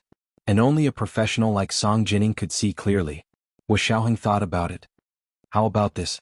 We'll give the magnetic field stuff to Miss Song, and the biology stuff to Chen Lai. What do you think?" "Okay, I have no objections." Gu Nianji immediately agreed. "Do you want me to sign a donation agreement?" "Of course you have to sign it. You can't be sloppy with the procedures." As Huo Xiaoheng spoke, he walked to his desk and used the internal line to call General Ji. He briefly explained the situation here. General Ji gasped. "They actually gave it to the Japanese?" "Yes, although they've returned some of the things, we still don't know how useful they are. They could only rely on the professional's opinion." General Ji immediately nodded in agreement. "Have Nianji sign an agreement, then make copies of the documents and file them. Give Director Song and Dr. Chen a copy each." "Yes, sir." Huo Xiaoheng straightened his back and stood tall and straight. Now that everything had been arranged, Gu Nianji also stood up. "Huo Xiao, I'll leave you to your work. I have to go back and pack my things. I'll be visiting India with Speaker Long tomorrow." Huo Xiaoheng turned to look at her. "I'll take you there." "It's okay, I can drive back myself." Gu Nianji waved her hand. "Go on with your work." "It's okay, I'll give you a ride. I happen to have something to do there." Huo Xiaoheng took the car keys and called Yin Shixiang over at the same time. He pointed at the box and said, "Take this and make 3 copies. Keep 1 for your files and leave the other 2 with me. I'll distribute them." "Yes, Chief." Yin Shixiang immediately saluted with a serious expression. Gu Nianji glanced at him and didn't joke with him like before. She quietly followed Huo Xiaoheng out. Huo Xiaoheng sent her back to her home in Hipingli and kissed her cheek. "Have a safe trip. Be careful and don't act alone in India. I'll contact you." Gu Nianji was anxious to go back and read the note Reinitz gave her. She nodded hastily. "I know. Don't worry." India was famous for being a violent country. She was just a little girl, so of course she wouldn't be careless enough to wander around in an unfamiliar place. Watching Gu Nianji walk into the elevator of the apartment building, Huo Xiaoheng lowered the window and took out a cigarette to smoke for a while. In a place where Gu Nianji couldn't see, he frowned deeply and quietly thought about the recent events. He kept feeling like the truth was faintly discernible and was waving at them not far ahead. But his intuition told him that things wouldn't be so simple. But the temptation was too great. Even though he knew it could be a trap, he still couldn't help but jump into it himself to find out how deep the trap was.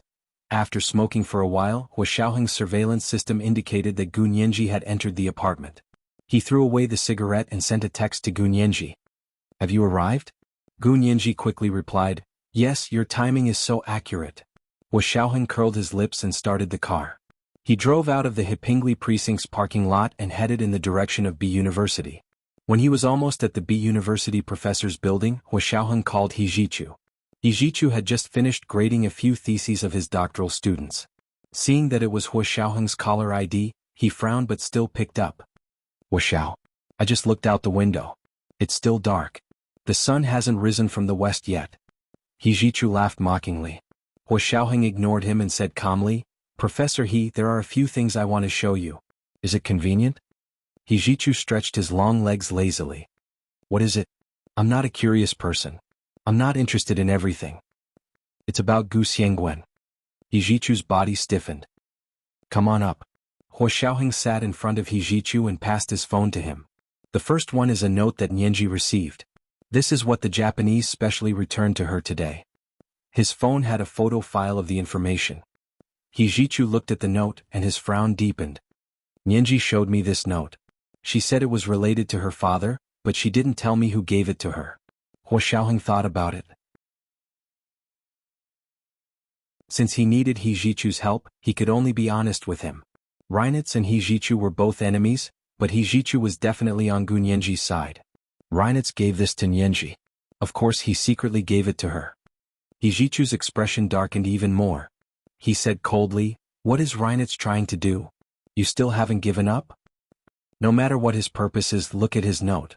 Isn't it the same font as what the Japanese returned? Hua Xiaoheng discussed it with He Jichu.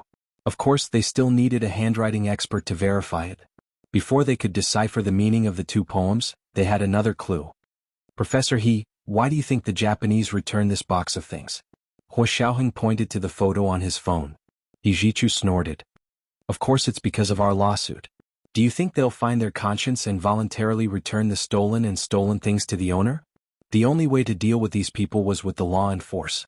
It was useless to talk about conscience and morality. Talking about what they didn't have was like playing the lute to a cow." Nianji's going to win the lawsuit? Almost. He Jichu returned Hua Xiaoheng's phone to him. He didn't seem to care.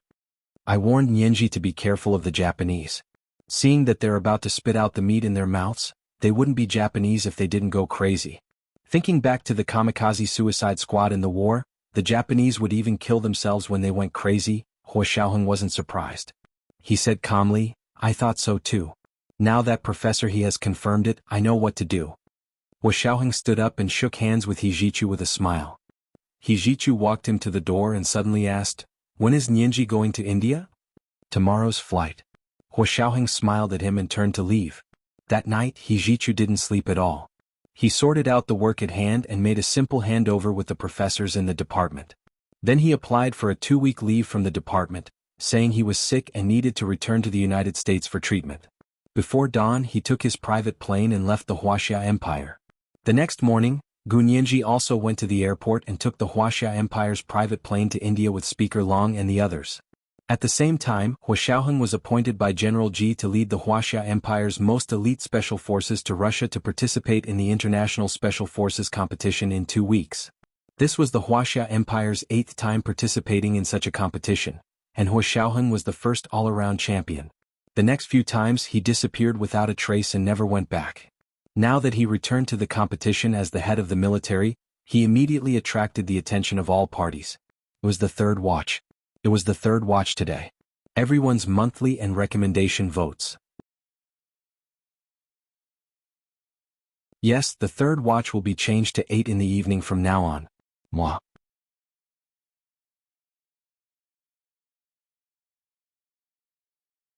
Chapter 1144. It was 5 in the morning in early April in Moscow, and the entire city was like a sick tiger that had just been awakened and was still asleep. Only a faint trace of the misty white moon appeared on the horizon, indicating the arrival of dawn. The military airport in the western suburbs of Moscow, Otav Airport, was currently on standby for a military plane from the Wuxia Empire. The Russian Minister of Defense, Sergei, had come to receive them. "Minister Sergei, why did the Wuxia Empire's special forces come so early this time?" Sergei's female secretary, Natasha, covered her mouth and yawned. She asked in confusion, "The opening ceremony of the competition is in 2 weeks.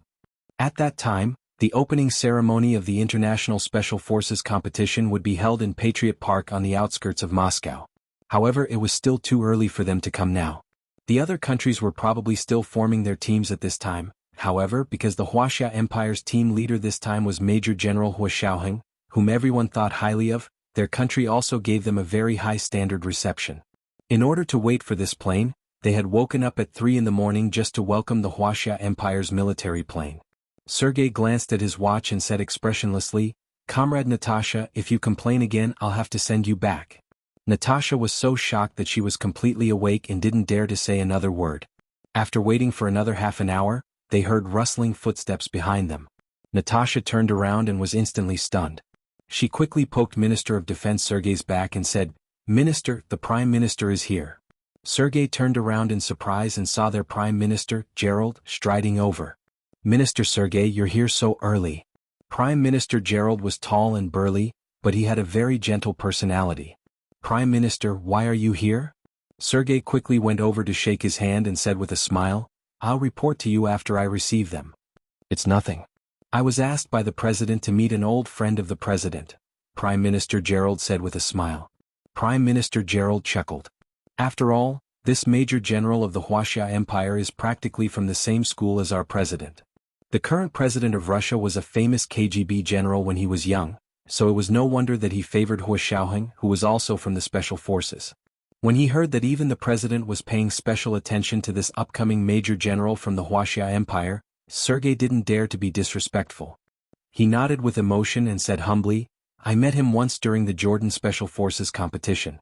At that time he had just graduated from Israel's Mossad and appeared in front of everyone for the first time. He won the individual all-around championship in a surprise move and then disappeared without a trace. At that time, our president said that this person was definitely not just an ordinary soldier." Prime Minister Gerald laughed heartily. "At the time, I also said that with such a handsome special forces soldier, even if he doesn't have any skills, as long as he puts on his uniform and stands out, I reckon that all the female enemy soldiers will automatically kneel before him." Ha! Gerald thought he was being humorous, but Sergei, who was a military man, instantly flushed with anger. Using the tone of an internet celebrity to ridicule the soldiers who fought with their lives on the line was an insult. Sergei suddenly turned his head and ignored the seemingly amiable prime minister. He looked at the horizon where the first rays of dawn had just appeared. At that moment, a large military aircraft with 5 large red stars on its fuselage was already speeding over from the horizon at a speed visible to the naked eye. The rumbling sound of engines instantly filled the air above the military airport. Prime Minister Gerald frowned almost imperceptibly. However, when the aircraft steadily landed on the military airport and the cabin door opened, Gerald had already put on his most amiable smile and walked in front of Defense Minister Sergei. Hu Xiaoheng's tall and straight figure appeared at the cabin door. He wore a military cap low on his head, making him look extraordinarily heroic. He wore an olive-green mid-length general's military coat with a tight belt around his waist. His shoulders were wide, his waist was narrow, and his legs were almost heaven-defying. He raised his head slightly, revealing a handsome face that even the early summer sun paled in comparison. He was strong and sunny, yet cold and ruthless, instantly attracting everyone's attention. The female Russian soldiers at the airport who had come to receive him couldn't help but gasp in surprise. Sergei's female secretary, Natasha, was completely awake by now. She took off her beret and waved it cheerfully at Hu Xiaoheng, who was standing at the cabin door. She even put her other hand in her mouth and whistled. Sergei was so angry that he turned around and glared at Natasha. "Shut up." Natasha quickly put on her beret, and her chubby round face immediately turned serious. "Mr. Minister, I'm welcoming a friend from afar, an ally." Sergei turned around angrily and saw that Prime Minister Gerald had already walked to the front. He quickly chased after him. Hu Xiaoheng walked down the suspension ladder and shook hands with Prime Minister Gerald with a smile. He said in fluent Russian, "I didn't expect the Prime Minister to grace us with his presence. What an honor." "You're too kind." Major General Hu's appearance is indeed extraordinary, ha! Prime Minister Gerald laughed even more happily. He grabbed Hu Xiaoheng's hand and turned sideways to pose for the accompanying reporters to take pictures. Because Gerald's face was relatively chubby, he played a little trick and stood back to push Hu Xiaoheng in front of the camera. After taking the pictures, he happily looked at the photos taken by the reporters. He discovered that even though he stood back, his face was still a third bigger than Hu Xiaoheng's. Minister Sergei looked over and couldn't stop smiling. He grabbed Hu Xiaoheng's other hand and shook it. "Major General Hua, I've heard a lot about you. It's a pleasure to meet you." Hu Xiaoheng also replied politely in Russian. "Mr. Minister Sergei, you were the military expert I admired when I was young." Ah. As the saying went, flattery never works. This principle was the same in ancient times and modern times, as well as outside the Wuxia Empire. Sergei was overjoyed by Hu Xiaoheng's words and immediately recognized Hu Xiaoheng as a close friend. He was even more affectionate towards him. At that moment, the Special Forces soldiers that Hu Xiaoheng had brought to participate in the competition also disembarked from the plane. They automatically lined up behind Hu Xiaoheng, and no matter how one looked at them, it was a straight line. Their heads were held high, and their valiant auras were overwhelming. They had the same long legs and good looks, but they were different from those little fresh meat who only relied on their looks. Sergei and Gerald were both stunned. They looked at the Wuxia Empire soldiers, then looked at their own soldiers who were either fat or short. They felt very upset. Sergei nudged Hua Xiaoheng with his elbow and said softly, "Major General Hua, did you make a mistake? We are participating in the International Special Forces competition this time, not the Honor Guard competition. Do you want to play Katyusha again and compare our special forces to dwarfs and orcs?" The female secretary, Natasha, who was standing next to Sergei, covered her mouth and laughed. Sergei was very resentful about last year's Red Square military parade. The long-legged honor guard from the Wuxia Empire sang Katyusha loudly during their training at night, instantly comparing the honor guards from other countries to trash. As a result, there was still a video of the parade circulating online, claiming to be the elves, Wuxia Empire's honor guard, and the orcs and dwarfs. Hua Xiaoheng looked back at his soldiers noncommittally and said in an extremely calm voice, "It can't be helped. I've already eliminated all those who are too good-looking." Sergei. What the F***CK? You can do whatever you want just because you're good-looking. Gerald. Acting cool while invisible is the most lethal. The president has made a mistake. The female secretary, Natasha, quickly smoothed things over. Major General Hua, this way please. We've arranged accommodation for you near Patriot Park on the outskirts of Moscow. Sergei snapped back to his senses and suppressed his resentment. He walked with Hua Xiaoheng shoulder to shoulder as he said, "There's a row of newly renovated barracks over there. You're early so you can pick one to stay in first."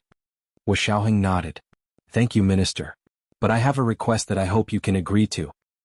Of course, of course.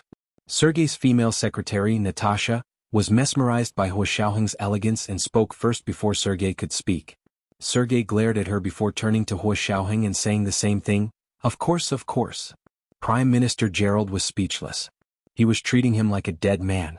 Hua Xiaoheng smiled at Natasha. Natasha instantly felt like she was running out of blood, and her heart almost stopped. "Thank you, Comrade Natasha," Hua Xiaoheng said politely. "You know my name?" Natasha was pleasantly surprised and her impression of Hua Xiaoheng improved. "Minister Sergei is someone I look up to, and his secretary isn't a nobody either." Hua Xiaoheng wouldn't underestimate anyone here. Although Russia's national strength hadn't been that great in recent years, their military and intelligence agencies were either ranked first or second on the entire blue planet. Compared to the United States, Hua Xiaoheng valued Russia even more. His words flattered both Natasha and Sergei.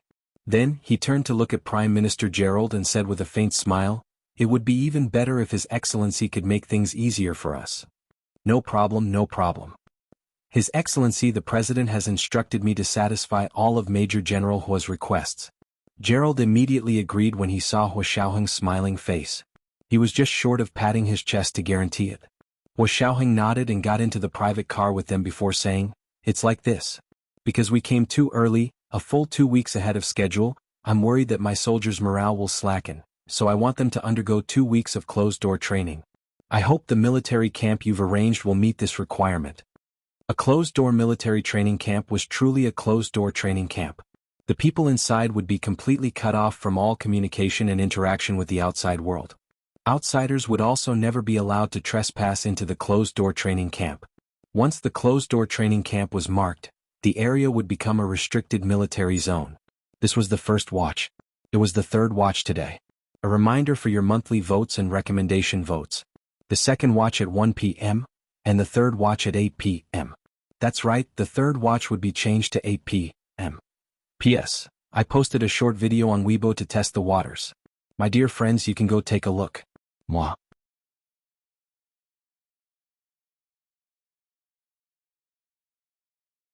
Chapter 1145. In order to win the Special Forces competition, Hua Xiaoheng's request was completely reasonable, and there were precedents for it. Defense Minister Sergei immediately said, "That's not a problem. Tell Natasha what procedures you need and she'll get it done for you." Prime Minister Gerald crossed his arms in the back and asked curiously, "A completely closed training camp? Do you need Wi-Fi?" Hua Xiaoheng replied, "No, I just want them to train without any distractions. Our training camps in the country block Wi-Fi." Impressive. Russia's Defense Minister Sergei gave Hua Xiaoheng a thumbs up. "You guys are better than those Indian soldiers. I heard a few days ago that an Indian soldier shot his superior officer because he didn't allow him to play games on his phone while on duty." Hua Xiaoheng was speechless. Believe me, it's true. Sergei's secretary, Natasha, quickly tried to save her boss's dignity. It's on the news. Hua Xiaoheng smiled. Really? Then will India be participating in the International Special Forces competition this time? Of course they'll be coming. They're going to have a joint military exercise with our country. Natasha curled her lips and showed a slutty expression. She obviously looked down on India and kept talking about the jokes about the Indian Special Forces, such as carrying yoga mats with them, cooking in the wilderness and cooking curry while on a mission, which ended up attracting the enemy. Blah blah blah. Blah blah. Hua Xiaoheng listened with great interest and subconsciously asked a lot of deeper questions. Prime Minister Gerald suddenly remembered Hua Xiaoheng's previous identity and felt that Natasha had leaked the information. He quickly coughed and interrupted Natasha. There are many countries coming this time. Other than your country and India, there are also the United States, Japan, India, Korea, Israel, England, France, Germany, Spain, Italy, and so on. That many? Then we really need to pick a good place to stay early. Hua Xiaoheng calmly changed the topic and stopped talking about other countries. They drove past Moscow's Red Square. On both sides of the Red Square were the Kremlin's red brick buildings, which looked bright red from afar. Only Red Square, on a grand scale, could suppress the Kremlin's big red wall. If it was the pitifully small Times Square in New York City, surrounded by a circle of red-walled buildings, it would drive people crazy. Sitting in the car, Hua Xiaoheng narrowed his eyes and looked at the red walls and white tiles in the distance under the blue sky and white clouds. He also looked at the very distinctive Vasily Cathedral opposite the Kremlin. It looked like a house from a fairy tale. He guessed that Gun Yanji would like this kind of thing.